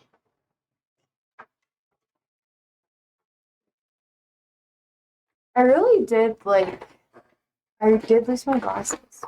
Mr. Murray says, oh, sorry, I just got here. Missed most of the discussion. Who is moving where? Oh, I'm not moving right now. Eventually I will. And Froggy says, just us implants. Okay, sir, I'm back. Chill out. My God, chills. Chill, chill. Caddick says, I feel that, Josie. I struggled since childhood, wanting to be accepted and being scared of rejection for years, which ended up making me struggle with making boundaries with others and expressing my needs with my family. Yeah. I'm not going to make it super sad or whatever, but I think the last thing to kind of like cap off the conversation that we're having is I don't, it goes against your human nature to break away from your pack that you grew up with. Like, the bond that you have with your family is something that people will go against their own best interests over and over and over again in order to maintain those relationships. And to be to the point where you have to go and you have to leave is something that is very serious, and it takes people like past their breaking point where the pain of leaving and breaking away that bond is less than the pain of staying there, which shows like how bad the circumstances is. It's usually beyond rehabilitation, at least with the current conditions of the environment. Let's see. Randall says this is my thought process. People have different looks, highs, thoughts, strengths, and even weaknesses, and no two are the same. True. And that means they're all different in almost every way, too. Best to accept you are who you are, and then they are who they are, and get over preconceptions. That is true. That is true as well. Marissa, yeah. Froggy says, but a lot of people enjoy moving out after high school. I mean, I did immediately. My circumstance is so different. I'm 20. I don't know if you know this, but I'm 26. I know I look young. People always say I look like a baby. I'm not a baby. Yeah. Chaotic says, I agree. Accepting who you are is the hardest part of the process, but needed for improvement and to be in peace with yourself. Yeah. But I also think it's important to understand that you are not a constant like self-improvement project. I am someone who fine-tunes shit. Like I just fine-tune. I'll pick out any little problem that exists and I'm just perfectionist. So I've been I've been like that for a really long time. And it can be hard to not always try to fix things when you're like that. Yeah, I'm old though, guys. I'm aged, guys. Old, I'm old, I'm old. Sorry. I'm actually not that sorry now. Meow says, that's why I grew up trying to fix problems. Yeah. And it's okay. It's okay to fix problems. I think it's one of the things that is important for conflict resolution. Feeling like you can't ever fix problems is also very, very unhealthy. Froggy says 26 is the new 18. Thanks, Obama. No, that's actually really funny. Joke's on you, I never had health insurance until I got to be like 20, 22. I had to work for it though. Chaotic says, you ain't old, Josie. I'm 23. We're only 3 years difference. I know. I know I'm not even that old. I just feel old a lot of the time. I'm like, I'm so, it is funny. Most people I'm close to are like at least 10 years older than me. A lot of my peers still live at home and stuff too, which is okay. Or It's just different life experiences, you know?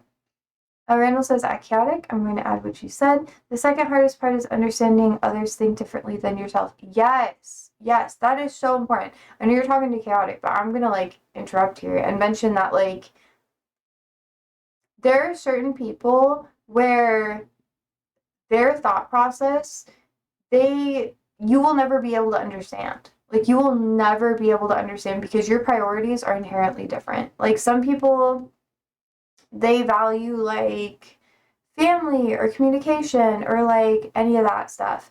And there's other people who value like, I keep saying like, I apologize. Um Other people value finances or whatever. But depending on your values, it will change how you are motivated to go through life. Mr. Meows says, "Is that a carpet on the wall?" Yes, it is. I also sometimes, if I vacuum on stream, I'll take the vacuum and just like put it on the wall and just go. And you judge me, bullies. Chaotic says, "I feel old sometimes because the oldest person in my degree is 61, and then there's me, and the others are 22, 28, etc." Oh. Yeah. Mr. Meow says, "Whoa." Yeah, I'm buff as shit. Not really though. I'm getting buffer though. While vacuuming. I know I have to. It's really nice for sound insulation though. I have a lot of rugs in my room. Kendall says, example me, autism and libertarian, lol. Oh, you're the Florida libertarian. I remember. I was like trying to remember your lore. I got it. Froggy says, what's going on in the news? Did you see Pam Bondi doing the DC we have the zoo speech? Yeah. No, I shared it in Discord today. I listened to the president's address or whatever, or it basically was a little fucking press conference, and I hated it. It was like an hour-long presser with him just spouting fucking bullshit. And then the mayor of DC had a counter speech or presser that was like, oh, I think it was about 3 or so hours ago now, 3, 4 hours ago. That was interesting. I think it might be longer than that, but yeah. There was, Meow said I stopped following the news. Oh, bro, I am addicted to this shit. If I'm like working or something like that, I just put it on. Like at my jobs, whenever I go in person, I'll be listening to like a press event or like the news or like some coverage of something.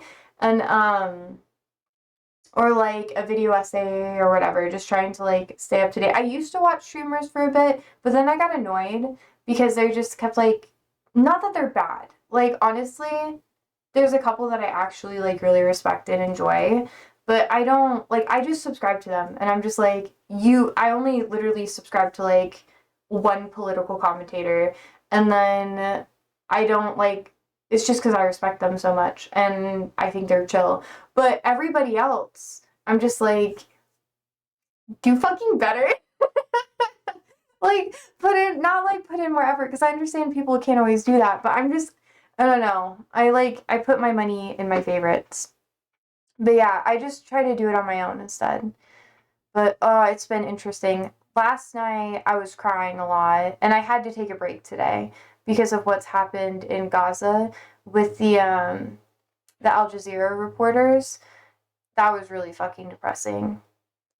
But anyways, Froggy, we could talk about fucking Pam Bondi.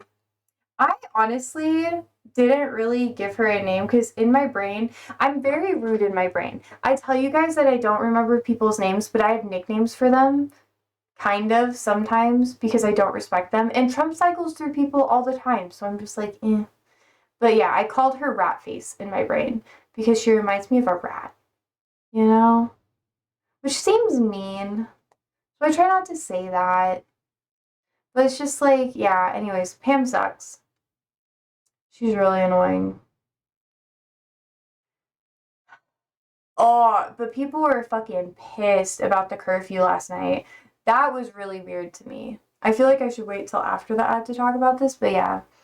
Chaotic says, you can sometimes be mean to mean people. Oh, I am, but not intentionally. I think it's better that way, though. I don't really call people names. I ask them questions. And then I'm like, oh, well, I just give it right back to them. Meow says, are you from DC? No. No, I live in Nebraska. I actually haven't been to DC. I want to so bad though. Let's see. Oh, yeah. Oh, that's very valid, Randall. I respect that. I'm not gonna read it though. I'm trying to get better at not reading what you guys say to other people and just letting you guys have your conversations. Because I feel like I'm interrupting all the time. Oh, how's Nebraska doing? Good question. Um, I guess you're not familiar, but we made headlines, I think, last week. Maybe it was, I think we had, oh, yeah, yeah, on the 3rd. I had a conflicting event, so I wasn't able to really watch the live for it. But Nebraska Democrats released a presser, like a press release saying, like, hey, everybody should go if you're in District 1, which is the state capital. Um, should I show you a map? I don't think it's super relevant, but it's basically the state capital, right? I live in District 2, which is like the largest city in Omaha, like Omaha, you know? And then ish proximity wise. And then you have District 3, which is like most of Nebraska, which is kind of like going out, you know? Long story short, the presser was very, very heated, and people were calling everybody out, which you don't really fuck around with Nebraskans, like, at all. Like, our BLM protests and other protests that we had were pretty, no one really talks about it in the news, but when we protest, we do it, like, pretty hard. And I'm really happy because Omaha's starting to do more protests, but there's less protections for protesters here in Omaha than there is Lincoln, which that's a whole nother complicated discussion. But they basically had a town hall in District 1 and it was crazy. And it made all these like national headlines of people basically calling everyone out. But here we don't fuck around. Like we're very blunt. Like very, very blunt. And if you're not blunt and you basically are like a bitch on your knees and don't tell people how you feel, you're not going to get along well with most Nebraskans. Like, you'll just be walked all over and people will shit on you. And they'll be like nice shit on you, like that passive aggressive, like, bless her heart sort of attitude. But they don't say that here. They're just like, she does well for herself, or she's getting better. Like, it's that sort of attitude. It's so bad. But, anyways, Froggy says that journalist dude got bombed by IDF on purpose. I heard more journalists died in Gaza than all of World War One, World War Two, Vietnam, Afghanistan combined. That is true. That is 100% true. Uh, that's fun, chaotic. No, but it's true, Froggy. I'm gonna like talk about that for a second. It was really fucking bad. Um, his speech that he had, which I don't know if I'm allowed to like say it on Twitch, like his last will and testament. I I hope that you look it up online because it's really fucking sad. I cry every time I hear it, and I don't want to cry on stream. And I don't know if I'm even allowed to share it because you can't share a lot of stuff online. Let's see. Chaotic says saying District 1 sounds like you're in a post-apocalyptic totalitarian state. A little definitely not related to reality, right? Right? No. Well, like, every state is broken up into different districts. This is actually something that's really important right now with the gerrymandering that's happening in Texas. Here in Nebraska, districting is important for every single election, whether that be federal elections or statewide elections, even the presidency, which I'm not going to dive really deep into it, but Nebraska is one of the only states where, depending on like, you can have, there's two districts. You have the blue dot, which is why up here I have like the blue dot, because, you know, a lot of that like advertising started here, because you could have, instead of like, the president winning all of the districts in a state, or like the majority of the districts in a state, so all of the points basically go to one side, you can have it split. There's like a split election sort of thing here, which is different than other states. And in Texas, there's a lot of conflict going on with gerrymandering, which I've been keeping up with, and I've been posting. If you're in the Discord, I post all the live streams that I'm watching, or at least the ones that are ad free and publicly available, regarding like Texas districting and like a lot of new stuff. I try not to send you guys the Arabic ones because I know you guys. I should make like an Arabic like channel so I can send all the Arabic stuff, like Arabic memes and everything. We can have like other languages if you want. I don't know. But yeah. Rocky says, what's berries and Boss? Berries is, I was eating berries when I started stream, so I was like, my berries. And then, Boss is volunteers assisting seniors. So this is kind of off topic, but very important. It's a little political too. But there's a lot of changes that are happening to Medicare, Medicaid, and programs associated with seniors.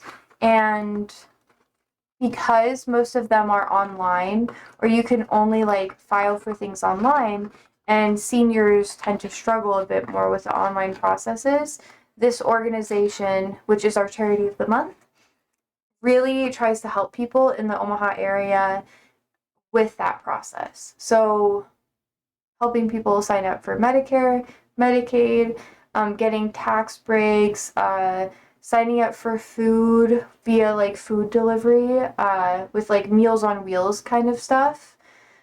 They help out with all those programs. So the money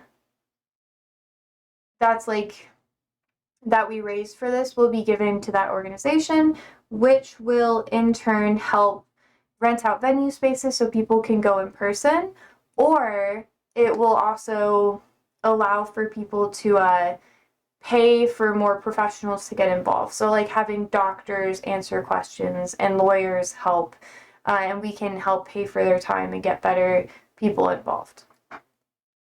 But yeah, Mr. Meow says my favorite district shape is a star. Same. And that's true. Froggy, yeah, America or Nebraska does have a special style, kind of. We even have like a unicameral state legislature, which means we don't have a Senate and a House, or like a like Congress, state Congress. We don't have a Senate and a House. We just have a unicameral. So that makes things annoying. In some ways, it makes things go really fast, but in other ways, it fucks us over constantly. But it's okay. We'll figure it out. Aw, George, thank you for donating. I appreciate you. This is one of my favorite charities, so thank you so much. Hey! They're gonna be really excited. I'll send you the notes that they send me, because I think you'll appreciate it. Let's see. Randall says, oh, vibes. Chaotic says, that's actually a good idea, Josie. We could actually create a channel in Discord where people learn and practice other languages and dialects. It would be so good for learning and also for getting in touch with more cultures. That would be good. Oh, yes, yes, yes, yes, yes, yes, yes, yes. I would love that, actually.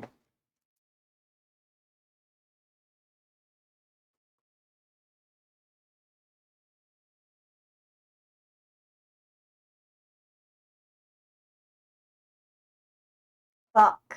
I wrote my L backwards. You know what's really confusing about Arabic, which I'm not going to talk about too much, just like really quick. The L is the other way. So this is like L for like, at least when I look at it, this is an L. For you, this would be like the proper L, right? It's flopped, and the L's look the same. And I'm just like, fuck my life.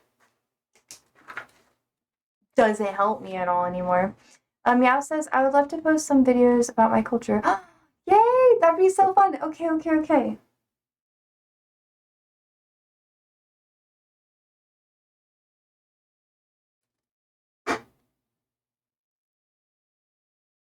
Perfect, perfect. It's the mirrored effect. It fucks me up every time. It took me so long to get better. Cat videos? Hell yeah. Thanks, that's really kind. I appreciate it. I hope you guys are talking to each other. Argy says, what's a voice chat channel hop? What do you mean? And George says, thank you for thinking of my fellow seniors. Well, yeah, I do a lot of work with seniors. It's something that I'm trying to get my community to get more engaged in. we do, like me and some of my neighbors and stuff, I cook for seniors in my area. That's why part of like cooking stream. I'll give them cookies and food. Oh, no channel hop. Channel hopping is like when you just like if you have multiple chat channels, people just kind of like go from channel to channel to channel, and it'll mess people up. It's not really the best thing to do, IMO. Let me give you a roll, homie. You're homie now. Thank you left server. It's okay. People like come and go. They don't. It's not super active, but it'll get a lot more active in the next coming months. I think as things develop and with like TikTok stuff starting to stream over a bit more, then yeah.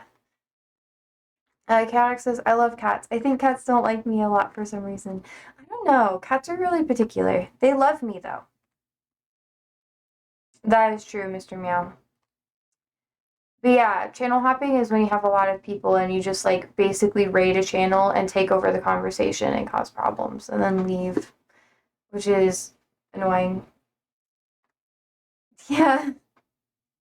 Cats are like people. They like you but don't always show it well. Ha, it's like me. Apparently, I give like not golden retriever, but like black cat energy. Because when I like you, I just like being in proximity to you. I'll like lurk and I'll just like sit next to you. I'm saying like a lot. I apologize, but I want to be in proximity. So like if I am in a romantic relationship or like really close friends with someone where touching is more like acceptable, I want hugs a lot, but I'm not going to ask for hugs. I'll just be like, because I'm really insecure about it. So I'm just like, I don't want the rejection. So I'll just be like, but normally I just want to like be touching slightly or really close. And that's all I want, not anything more. It's too overwhelming. If you're all up in my shit all the time, I can't handle it. Caddick says, for sure, they think they're the cutest toxic individuals you can meet and love, lol. Yeah. Froggy says, I hope I don't overuse emotes. That's okay. You can use as many as you want. I legitimately don't mind. I guess I could do it now, too. Nah, I'm in streamer mode. It's not gonna let me, like, edit a lot of stuff. It's gonna get mad at me. Yeah, Alex says, then why do they run away from you when I try to pet them? They have to come to you. That's the rule. And Randall says, you give off black cat energy, you rub on their legs. Well, if they're my friend, I'll play footsie. No, I don't know. I like proximity and I like to be around people. But I can be like very outgoing in social situations, but for the most part, just casual stuff, I just want to be around you. I don't require anything from you. I don't like constant like assurance, you know? Sometimes I do. Like if I'm insecure about something, I'll be like, help me feel better. But I don't really trust what people tell me anyways, so I stopped asking. I just I don't know, man. Froggy says, I met my 17-year-old cat's mom's human yesterday for the first time. Oh, that's cute. What does that mean though? Oh, I get what you mean. Like where you got the cat from. That took me a second, yo. I didn't get it. Apologies. Apologies. Yeah, it is very cute. I love cats. They're so sweet too. They're kind of stinky though. They stress me out. They stress me out. Like when they're hurt or something, they just hide.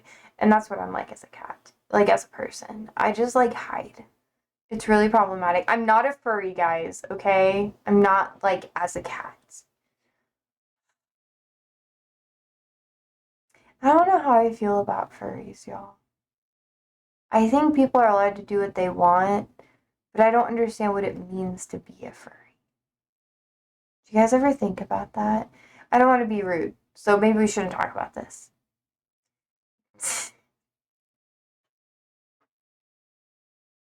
That is true, Randall. I'm eavesdropping. It's true. We only have 10 more minutos. 10 minutos. Mr. Meow says, what does it mean to do what?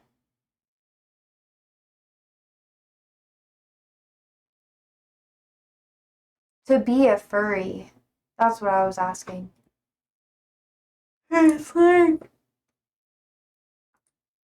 I don't know. They dress up as animals for lots of reasons. Sometimes because they want to be the animal, and sometimes it's a sex thing. And I don't get it because I'm not a furry. I've met people who are furries, but then I don't know. I feel like that's a self-discovery arc that I cannot help you with. Froggy says former libertarian. Hells yeah. That's okay. You should do it. Oh. Chaotic says I never met a furry before. I mean, that is giving furry vibes, Mr. Meows, but I don't know. I don't know. I think you should look that up. And you've probably met a furry, just like undercover. Chaotic. Like, they exist. They're, like, everywhere. There's, like, secret furries. They infiltrate society. They're gonna be here forever. I think furries have always existed. And they make so much money, like, making furry art and shit like that. I bet people use AI for it now, actually. Damn. Could have been a furry artist 5 years ago. Made so much fucking coin, but no. Born to be poor.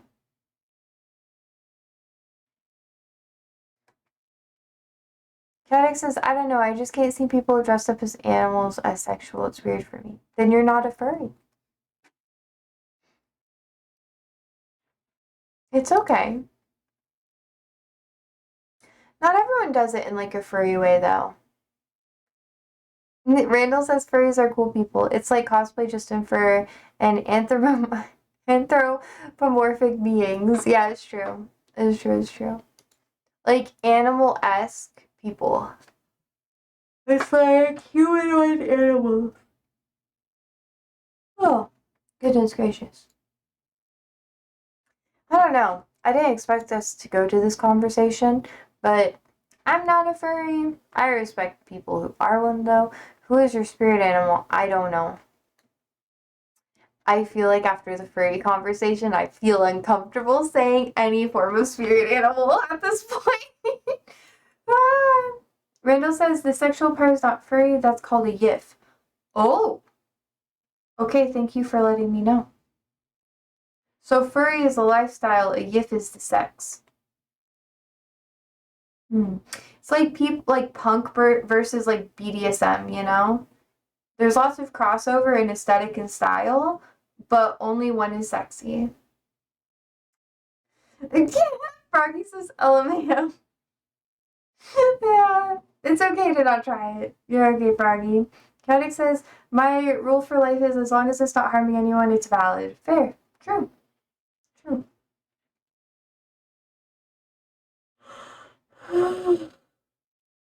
Holy shit. Froggy says, obviously I'm a frog. I don't know. I can tell you my favorite animal, it's a snow leopard. It's been a snow leopard for a really long time. I like snow leopards. I think they're so cool. That's why I was like, I have like lots of cat vibes. Like I'm very like nervous around people. I'm very skittish. Like it's easy to scare me away. And I'm just like, oh, bye. And then I'll come back later and I'll be like, oh, you're interesting. I think you're cool. And then if they say something that like makes me nervous, I'll leave. And then I'll come back like a couple weeks later and I'll be like, hi. Like, you know I like you if I just keep coming back. Like, that's it. Because I need a lot of space. I'm a very, like, I don't mind being with people I enjoy, but I need to, like, have quiet time. And if I'm nervous, sometimes I talk a lot. But I'm really weird. I'm very, like, cats are playful too. That's why I like cats so much. I think they're cool. It's very much my vibe. Snow leopard. Uh, oh my god. Chaotic says, obviously I'm chaotic in chemistry as well. I don't know. I would say cat though. That's me. That's it. I don't know. I like a big cat, like big paws. I don't like small cats. I mean, I do like small cats. I'm allergic to cats too, which makes it really funny because I have 3 of them. I do interesting things with my life. Do we have one here? Oh yeah, Michael's not here because he's all drugged up right now. Mr. Meow says my spirit animal is something along a Markiplier. What is that supposed to mean? Vibes though, vibes. I think Markiplier is like really chill. I used to listen to like a lot of his like Let's Plays.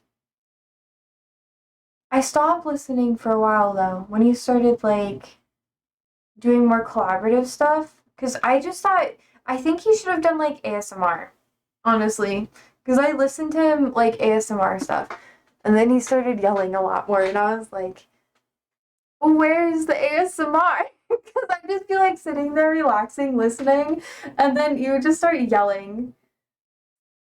It's okay though. It's okay. It was an era. I think he's a lot better now. Chaotic says, I actually like to use other versions of my name from other languages online. I don't like my name a lot. Really? That's fair. I didn't like my name when I was younger. I thought it was really annoying. Randall says, I like foxes. Kind of perfect mix between cats and dogs.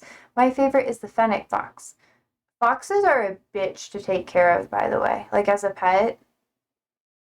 There's I think I don't know if she still has like the same name on Instagram, but it's Juniper Fox.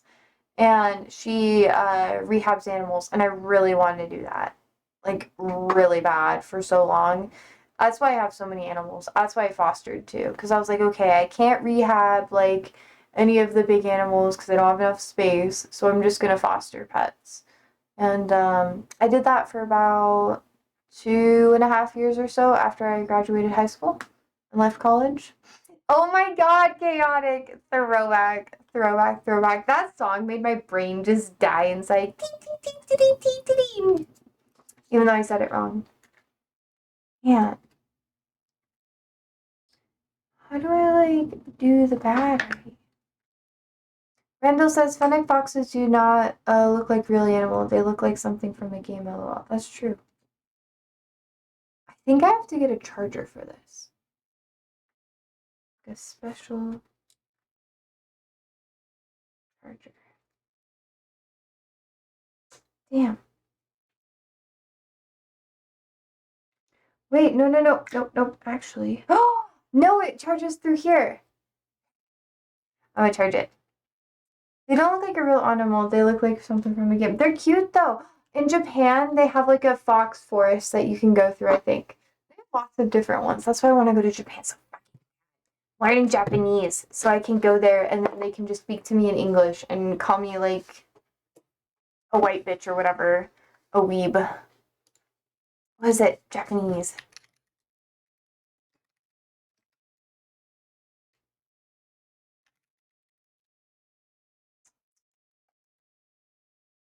Uh, they have a Bengal cat and owl forest in Kyoto too. Yes, yes, I know. I love owls. They're like one of my favorites. I like barn owls. They're so cute. They're so cute. Snowy owls are really adorable, like the white ones, you know. But I feel like it's low key racist to like only like a animal based on its color. So I like barn owls because they have the little tufts. They're cute. What is it called? Dwarf owl. Yes. So there's a forest here in Omaha. It's called Fontanelle Forest.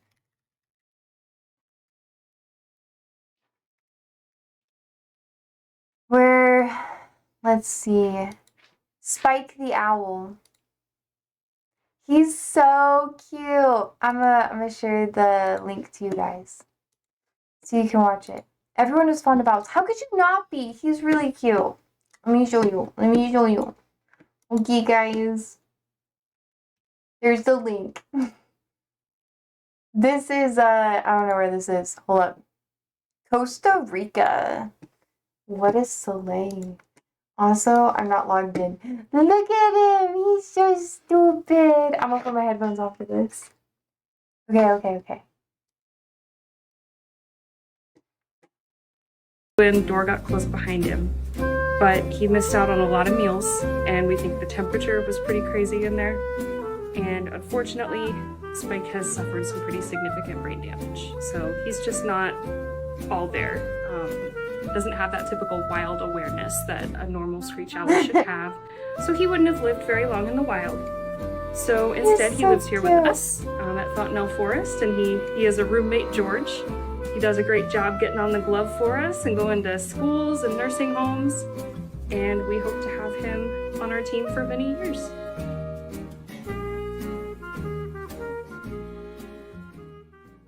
Isn't he so cute? I love him. He is so cute. He's just so dumb. Anyways, I'm very, very fond of him. Except Mice, Shrew, and Simon Cowell. Is Simon Cowell afraid of him? Oddly cute and again unworldly looking animal, platypus. Platypus kind of scare me, honestly. Mr. Meow says, do you get to travel a lot? Soon. What the fuck is this? Am I gonna regret this? Everyone is fond of owls. It's true. Except for mice and shrews and Simon Cowell. Ah, it You know rhymes. why they come for you. The owls in your dressing room. The owls in your gravy. Even if you hide at sea. There's owls in the Navy. Simon Cowell. What the heck is this? Wait, when was this made? 17 years ago. That makes sense. That's so creepy, pasta. Yeah?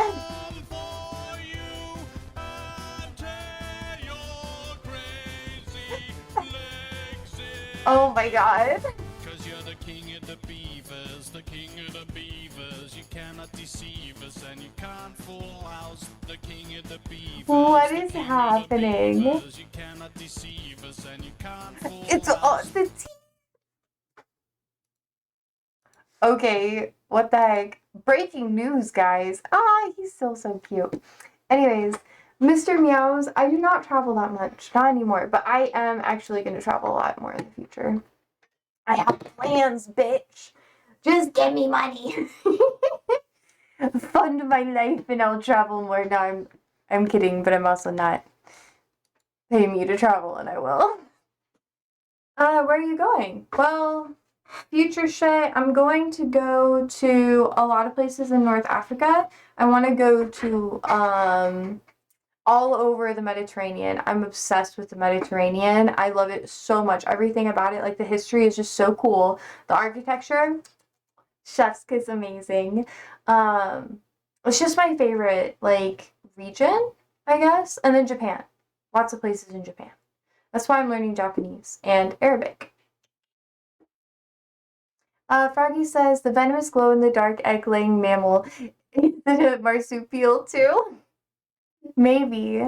Froggy says because those scary-looking opossums are actually cute and eat ticks and don't get rabies. They are really cute. There's one that lives underneath my neighbor's porch, and then every time that like someone moves or whatever, I tell them not to like be mean to it and let him live.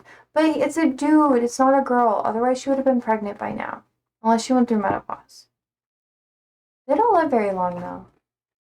Mr. Meow says, I had a short fascination with the Mediterranean after watching Porco Rosso. Oh, really? I just like, everything goes back to it. I think it's so fascinating. And, the food's good. The culture's interesting. I also worked with a lot of people who are from the Mediterranean, like immigrants. That's probably why. And then they just gave me like a huge romanticized version of it, and I was like, fuck. Okay. Froggy says sad they only live a few years. That's the second generation. Really? Yeah, it's probably gonna die soon. I'll probably like smell bad. I'll be sad. But if they die in the winter, then it'll freeze. That'd be even sadder. Anyways, that's depressing. World. I feel like everyone on Twitch is like obsessed with Japan.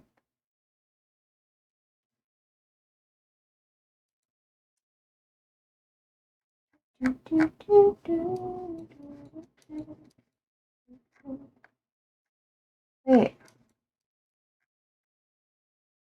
I forget that Bermuda is just like in the middle of the Atlantic almost.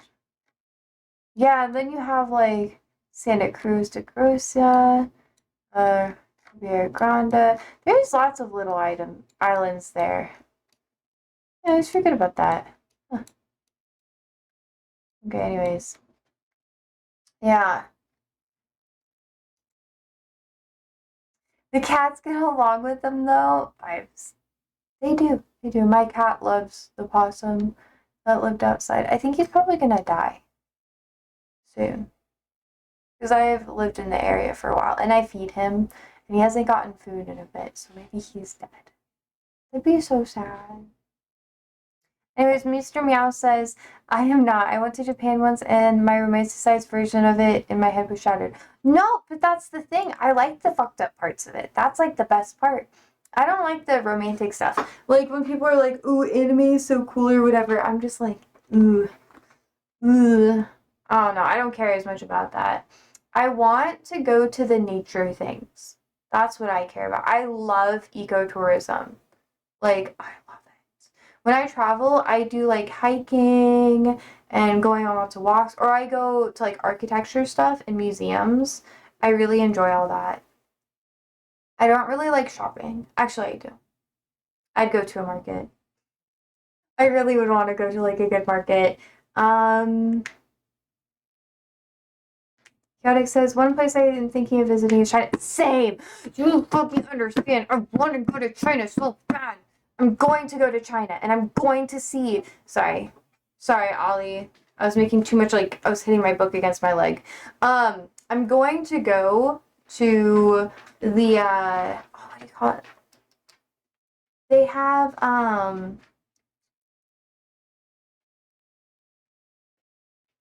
what are they called?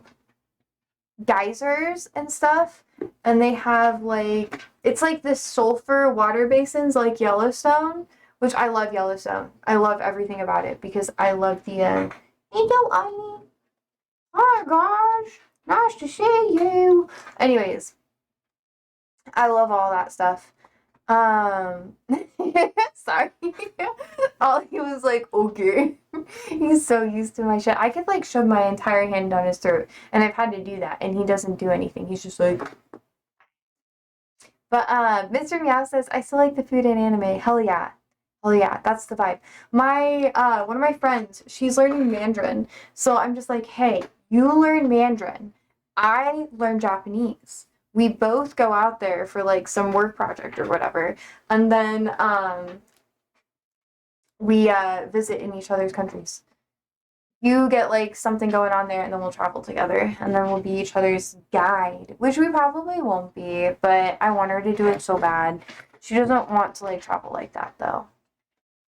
She's like, I just want to stay in America. Anytime my friends are like, oh, I want to go here, and I'm like such a fucking enabler, I'm like, go, bitch. Take me with you. Caddick says, I used to watch some YouTube videos of people that live in China demystifying the lies that were told in the US and the West. True, true. Yeah. I think China's like atmosphere has changed a lot in the past like 10 years. For a while I didn't think I'd be able to go there because of well, lots of different things.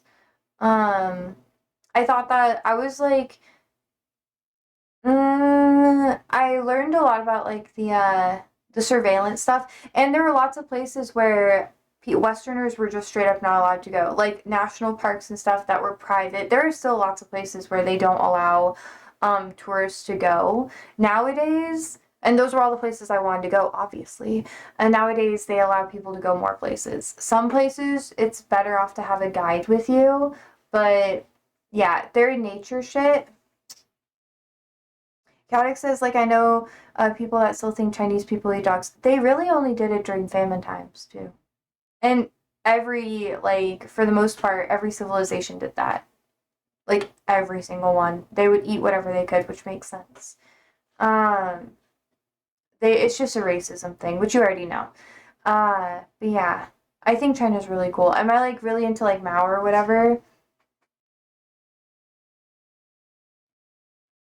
I don't know. I like the history of it. I like learning about it. I think America does everything they can to like taint Mao, um, and all the political stuff that's happened in China because it's a threat to American capitalism and shit. But that's a whole nother discussion. But it doesn't matter. They're like leading in most things in the world anyway. So, er, but yeah, no, I'd love to go there. I really want to. I think it'd be super fun. I want to, I'm gonna go to China. I'm gonna go to Japan. I'm going to go to New Zealand at some point. I really wanted to just travel the world and have that be my job for a while, but maybe that can still happen. Sometimes I feel like it's too late for me, but I don't think it is. I think I will travel for work though, eventually. I just need to hit like a couple more goalposts and then I'll be able to. Like, a lot easier. Chaotic says, I honestly hope China fucks the shit out of the US even more, so go China. I hope they financially destroy the US. I hope they destroy the US's ego because they've been able to do a ton of shit that America just can't. Like, they have been able to have a ton of influence on other countries. Like, a lot of it's, like, financial, too. Like, they technically haven't been in a physical war with people in a really, really long time, whereas America has. They've really only retaliated in self-defense, or they get involved in some proxy wars, but even then, not really. They just sell arms, which America, they wanted to not be in the shit show that they are right now. That's what they'd be doing. But Trump, has to push for that Nobel Peace Prize. Anyways, sorry. That's like a whole different thing. Did you see like the signing with like, never mind. Yeah, I think I already talked about this weekend too. Mr. Meow says, what do you do for a living? I do lots of things. Lots and lots of things. I make money where I can. I work tons of jobs. Like a lot of jobs. Like, literally to the extent where I will be out in public and people will recognize me. They'll be like, I remember you working here. And I'd be like, yeah. They'd be like, where are you now? And I'm just like, boop, boop, boop. I'm here now. So, I currently, I don't know, I do lots of different stuff. I teach, I give lectures. Sometimes I get paid for that. Most of the time it's volunteer for both. I work with plants.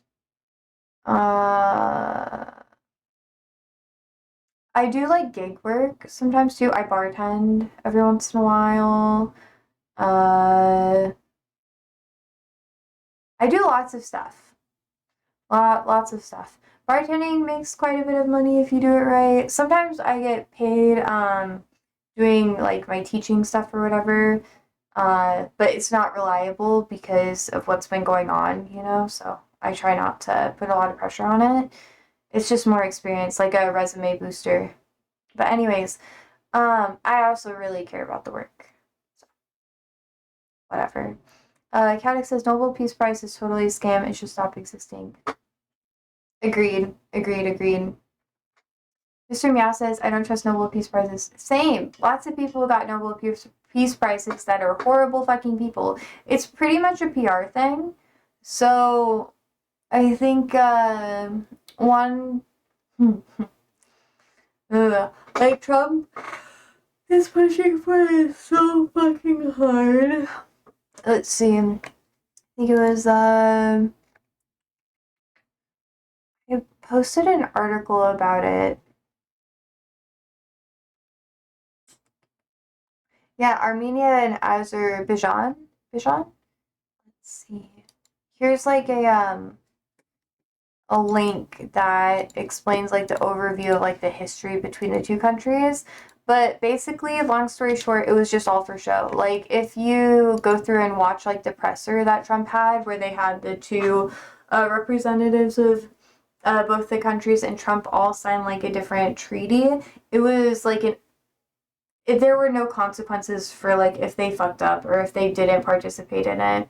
And they weren't planning on like enforcing it a lot with their people. It was like a soft thing. And the minute like Trump gets like nominated for a peace prize or gets the peace prize or whatever, which I don't think he will, because the rest of the world fucking hates him. Um, yeah, it was just all like, oh, if you like when you have this happen, we're all gonna sit there and we're all gonna like be proud of you and do blah blah blah, and like you should nominate him, you have my vote, blah blah blah. That's what some of the representatives were talking about. It was really weird, really weird. It was more focused on the peace prize than actual like peace between the two countries, which was like ding ding ding, red flag, red flag, red flag, whatever. uh Chaotic says Nobel Prizes in scientific areas are also scams. True. I know some injustices that happen with physics Nobel Prize, and I think they're more about contacts than actual contribution to science. Yeah, and people take credit for work that they never did, or they'll like lead a project, and the recognition doesn't always go to the actual person who does the work, which is really annoying. Same with like political peace prizes and stuff like that. It's just not worth it. Mr. Meow says it definitely gets very political. It does. It really, really does. It really does. It's really annoying. I personally fucking hate it. I get so annoyed with it. I'm just like, why does it have to fucking be like this all the time? Like, why can't we actually have something that rewards people who do a good job? But that's not how the world really runs. You have to make your way up to that part of society if you want to get recognition for shit. Or you get like that off chance where someone recognizes you for the work that you've done. Or people see you and they just take your credit for your work or get inspired by you and never really include you. Or you get found, you know? Like someone just finds you and they're just like take you under their wing and like mentor you so you can like. But that's usually how it goes. Very, very rarely are people just like getting it, you know? It takes a lot of hard work. And you have to be like very strategic with when you do get an ounce of notoriety. Because if you don't have a mentor or you don't have someone that's like helping you out, you're probably gonna get fucked because it's hard to rely on just you. You have to keep like performing even if you're not. So people do lots of pressers. They like travel around. They collaborate with lots of different content creators, which gives you notoriety. Or like if you're in science, you collaborate with other scientists or professors or whatever.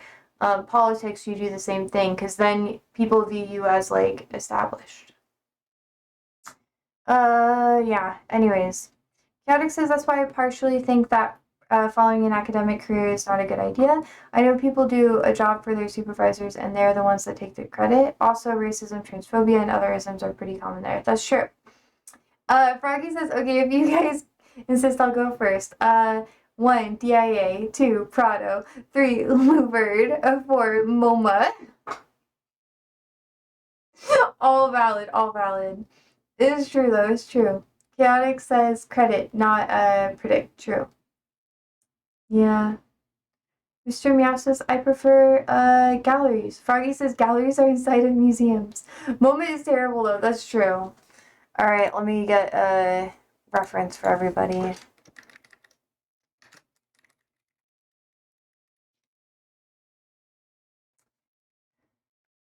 We're talking about the museum.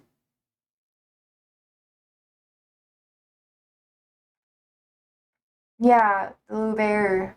I always mispronounce it. No, galleries is a different classification. That's true, meows. Are you talking about Museum of Modern Art? Because I know that they're denying, or for a while they denied people the ability to like wear keffiyehs, which was like fucked up. Froggy says, I feel like galleries are inside of museums. They are technically. Well, and sometimes you have art galleries and stuff. To be a museum, I think you have to have an archive. Yeah, that's true. There's also other qualifications, like tax wise, I think. I don't know. I think depending on where you live in the States, it's like a districting thing too. It's really annoying. But the museum that I help out at, or the ones that I work with and stuff, they most of them have archives. Or they collaborate with different artists too and have showings or rotate stuff out. I don't know. Anxiety. I used to get like a ton of anxiety in museums. Like when I was at the Getty in LA, I straight up had a panic attack.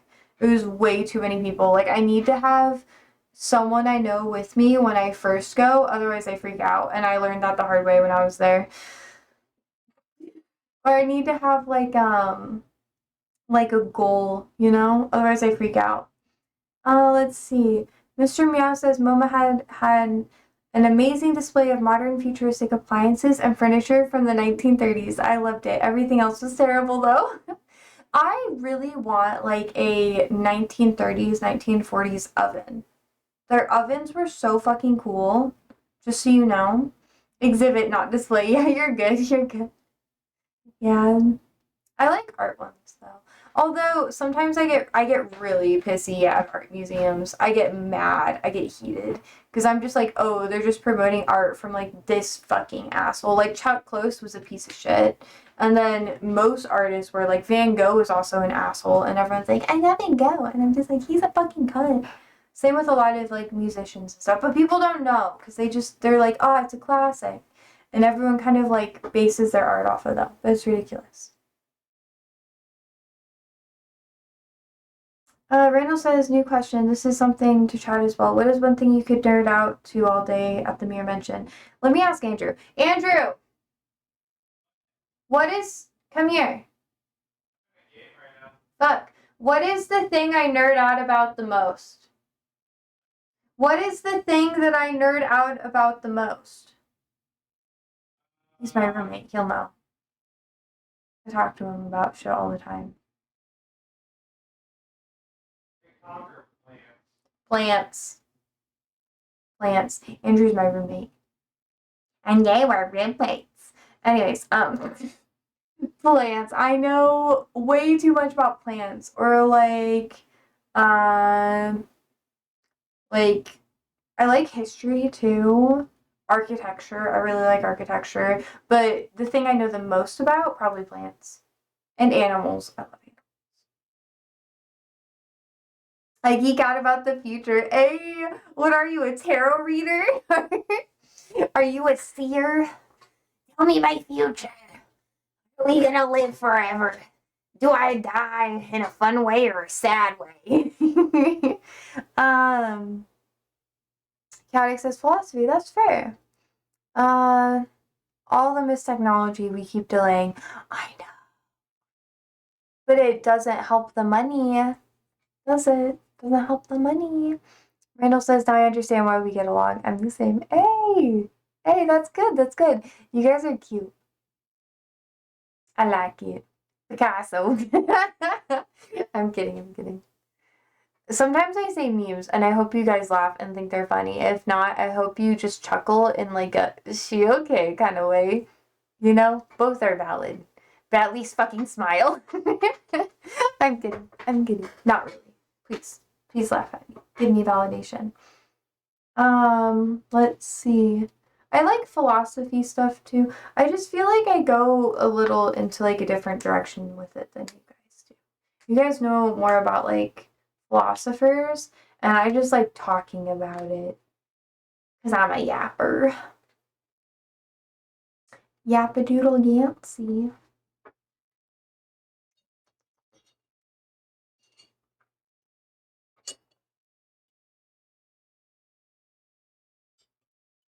I do have to go soon, chat.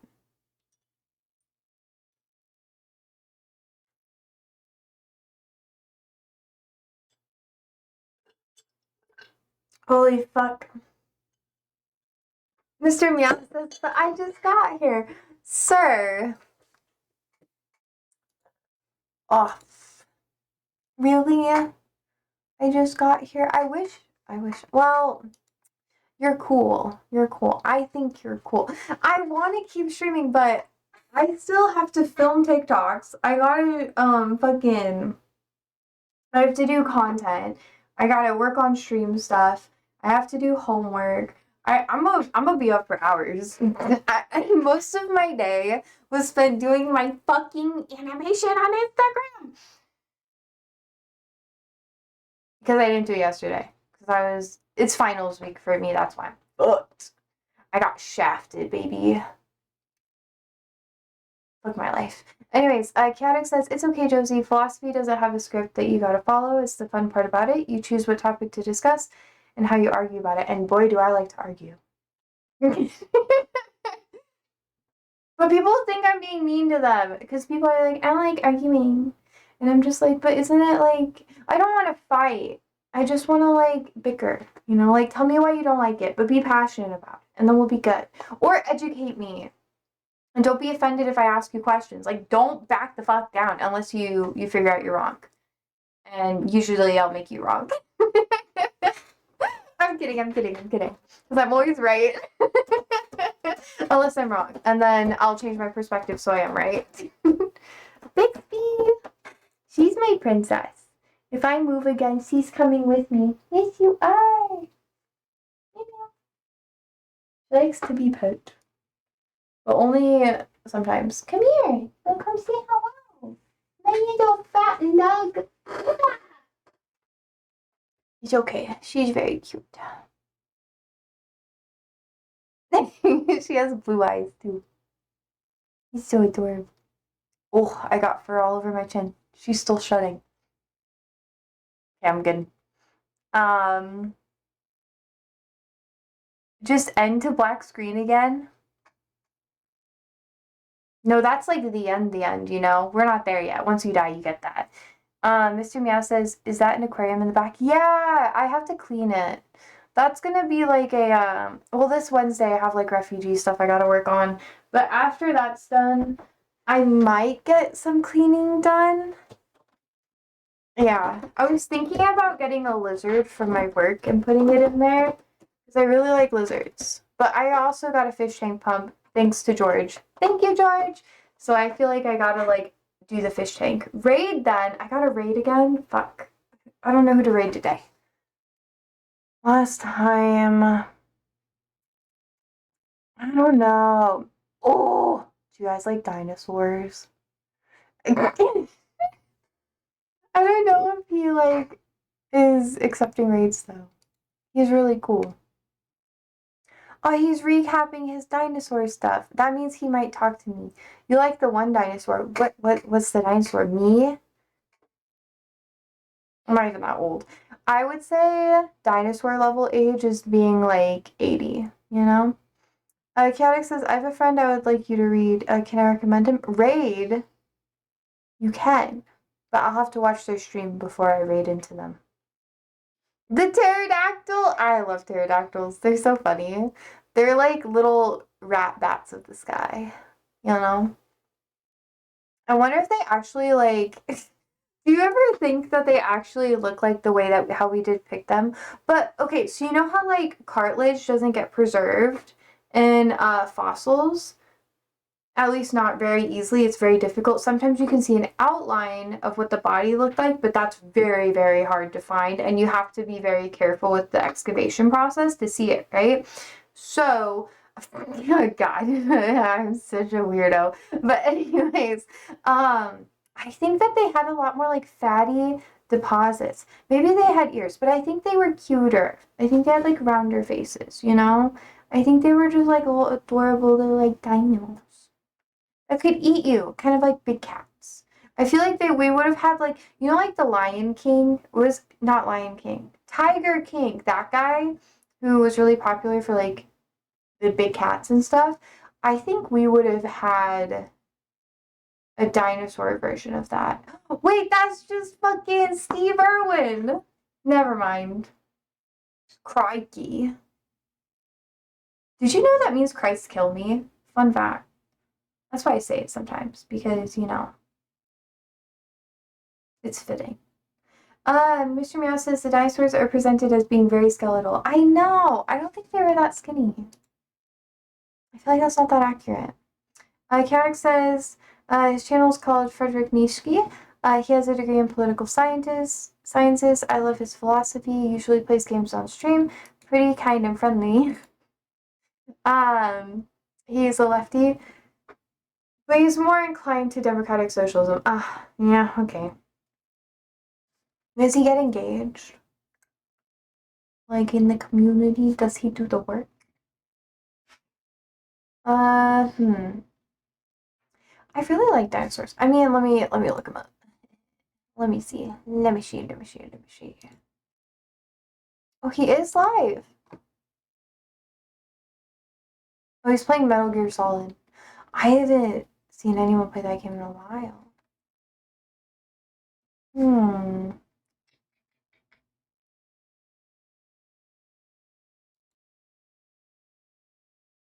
I'm gonna go Dino Man today. We're gonna do Dino Man. He's chill. Oh, you don't like democratic socialists? No, oh my god, that's the meme. The meme is I I do in fact like democratic socialists. The meme. So we have a couple of running memes.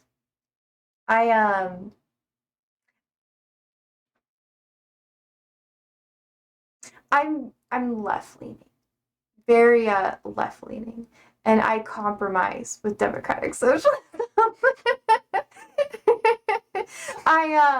I think it's a good stepping stone to how things should be, and I think you do have to have some form of like left leaning governance. Yeah, I know, Mr. Meow. Like, I think it's a step in the right election. You sound Antifa left.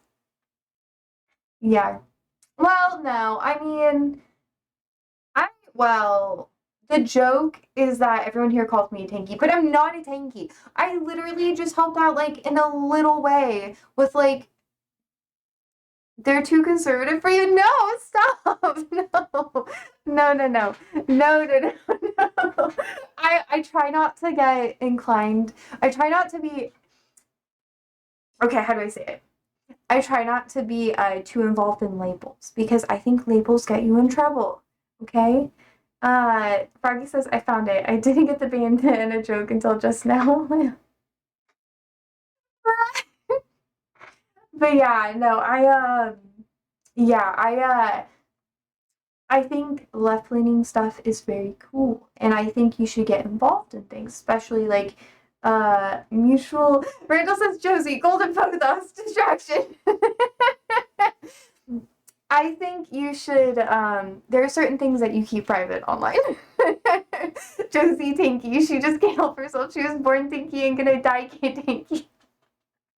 I'm not actually a Tinky though. I just taught people how to shoot guns. It's fine. just gun safety. I'm kidding. Not really. I don't know. Ha. Froggy says it's in the Discord. The Fountain of Prosperity is what they call it. Oh. Someone put something in pigs. Damn. Oh. Hey. Someone didn't send like a... Oh, damn. Fountain of Prosperity. I get what you mean now. Distraction.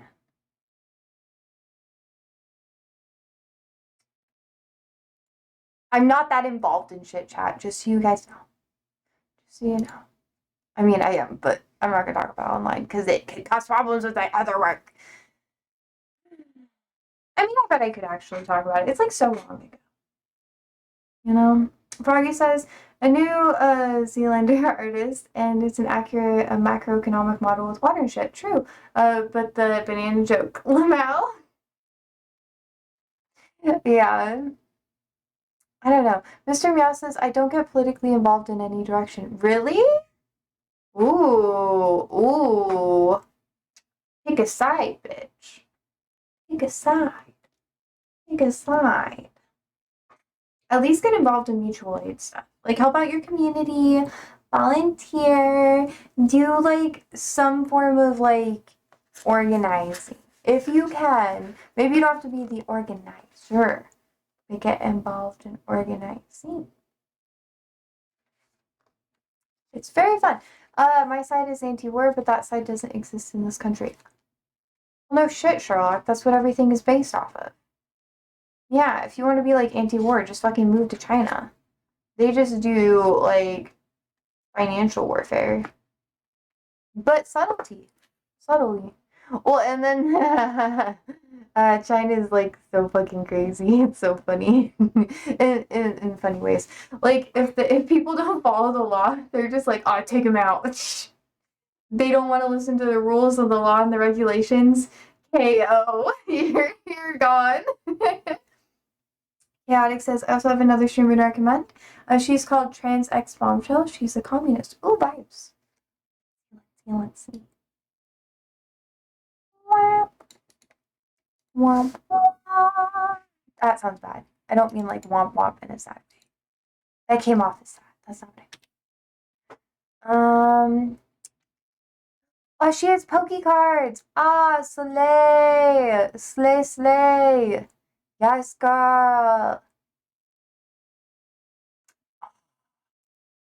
Man, I wanted to be like a Poke girl so bad with Pokemon and everything. I like when I was a kid, I would get cards and then because I moved around so much, I didn't get to keep any of them. And my friends would give them to me so we could play like in school. And they'd like anyways. Froggy says, that's from the MoMA and it didn't suck, but I get them being jerks about what clothes you can wear. That's fucked up. That's true.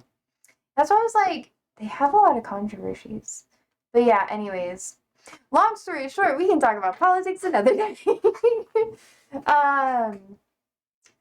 Probably tomorrow a little bit, honestly, because that's our Tuesdays and Thursdays chats. We do some political adjacent stuff, if not like outwardly political content. If I didn't have to like work or do stuff during the day, I would just like cover like different content, like specifically like pressers and the news and stuff, and we just do it live. I think that'd be so fun. I really want to do that. That's like, oh, it'd be so good. So good. But anyways, Mr. Meow says, when do you start streaming? Usually about 4:30, 5 p.m. Central Standard Time. It's been getting later just because I've had a lot more like scheduling conflicts midday. But no cursing. Do you know me? Do you know me? Good thing I have to leave soon. I've been here like 40 minutes longer than I should. Because I'm procrastinating. Andrew's like, you keep me up all night. You're so loud. You go to bed earlier. You can't go to bed at like 1 a.m. And I'm just over here like, daddy daddy da.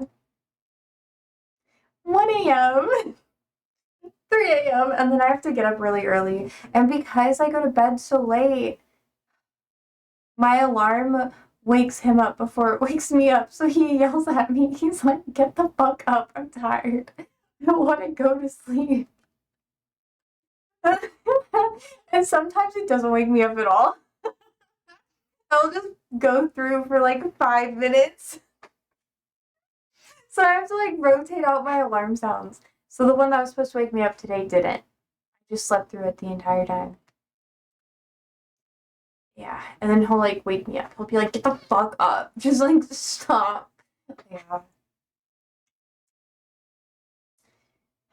I don't know. I'm just a really hard sleeper. One time, I'm not going to talk about this too much actually. Randall says, was reading up on some of the chat I missed. Oh, that's okay. Mr. Meow says, everyone knows what sleep is for the week. It's such a waste of time. A complete evolutionary failure. I need like 6 hours of sleep. I could get like less sleep, but it's hard to wake me up until I get like my 6 hours in. If I'm like dead. Okay, I'm gonna talk about this because it's very relevant. So when I was in my dorms, I was like sleeping, and my ex was like there visiting me or whatever, and he got locked out of my dorm in the middle of the night, and I was already asleep because he was going to the bathroom. So I was out, and this dude could not get back in my dorm. He was like slamming on the door. It like woke up my neighbors because I had my dorm to myself, so it wasn't even like anybody else was there. So he was like slamming on the door. I didn't wake up. I had some friends on the floor below, so he was trying to get them to like let him stay with them. Eventually it worked, but the campus police got called, and then they were like, what's going on? And he was like, yeah, I'm just trying to wake her up so like I can get let in, because he was apparently like, I don't know, just he had like a shirt and like pants on and stuff like that because he was going to the bathroom, but he didn't have his phone or anything, so he was like fucked. And I was out. So people were calling me. People were like banging on the door.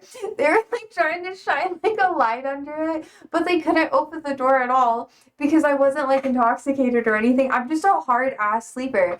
And then I have an alarm that is so loud that it would wake up my floor before it would wake me up. So it was really bad. So in order for me to not like turn off my alarm, in the middle of like, it ringing and just not be aware of it, because I would just like go on my phone and be like silent. So it's so bad. I had to put calculus problems as like an alarm on my phone. So like in order for the alarm to stop, I would have to solve the math problem. That's how I would get up like in high school and like college. Otherwise I'd be late for. I should do that again. But the alarm doesn't even wake me up. Anyways, Mr. Meow says, whoa. I was talking about this with AI. So many animals evolve to sleep only a few hours. I know. I can sleep for like at least 4 hours and I'm good. I need like 5 or 6 to be functional though. Any more than that and I feel like a zombie the next day. Let's see. Chaotic says, I also sleep like a rock. There's no loud song that can wake me up. It's really bad. It's really bad. Mr. Meow says, you need an alarm clock that sprays water at you. Yeah, that's like living with another person. Like, I'm low-key, I'm not afraid to live by myself, but I kind of am. Like, I need a pet or I need a person. Otherwise, I freak out. But yeah, every roommate I've had has been really pissed with me. They've been like, get the fuck up. Like, you need to get up. And I'm just asleep. I don't wake up to shit. I've slept through tornadoes. But my dog, the minute my dog growls or there's like a sound of distress in the house, I'm awake. So like I usually wake up like right before something bad happens or like something weird is going on. And I don't know. It's like that. I'm a light sleeper for that. If there's a noise outside, I'm fucking up. I'm awake. But my alarm going off? No. I don't get it. I don't get it. It's so bad. I think it's because I lived in like my van for a bit. Maybe that's why. I don't know. Could be lots of things. I need to go make food. Fuck, because I have like shit I gotta do. I have like deadlines today. Okay, very fun chatting with you guys. You get it? Because you're chat and I'm like chatting. You lived in a van? Yeah. Yeah, I did for a little bit. I did. We can talk about that another day. It's kind of boring. I just traveled a lot. And I just was like, I live in van. Randall says, ever tried to fall asleep during a hurricane?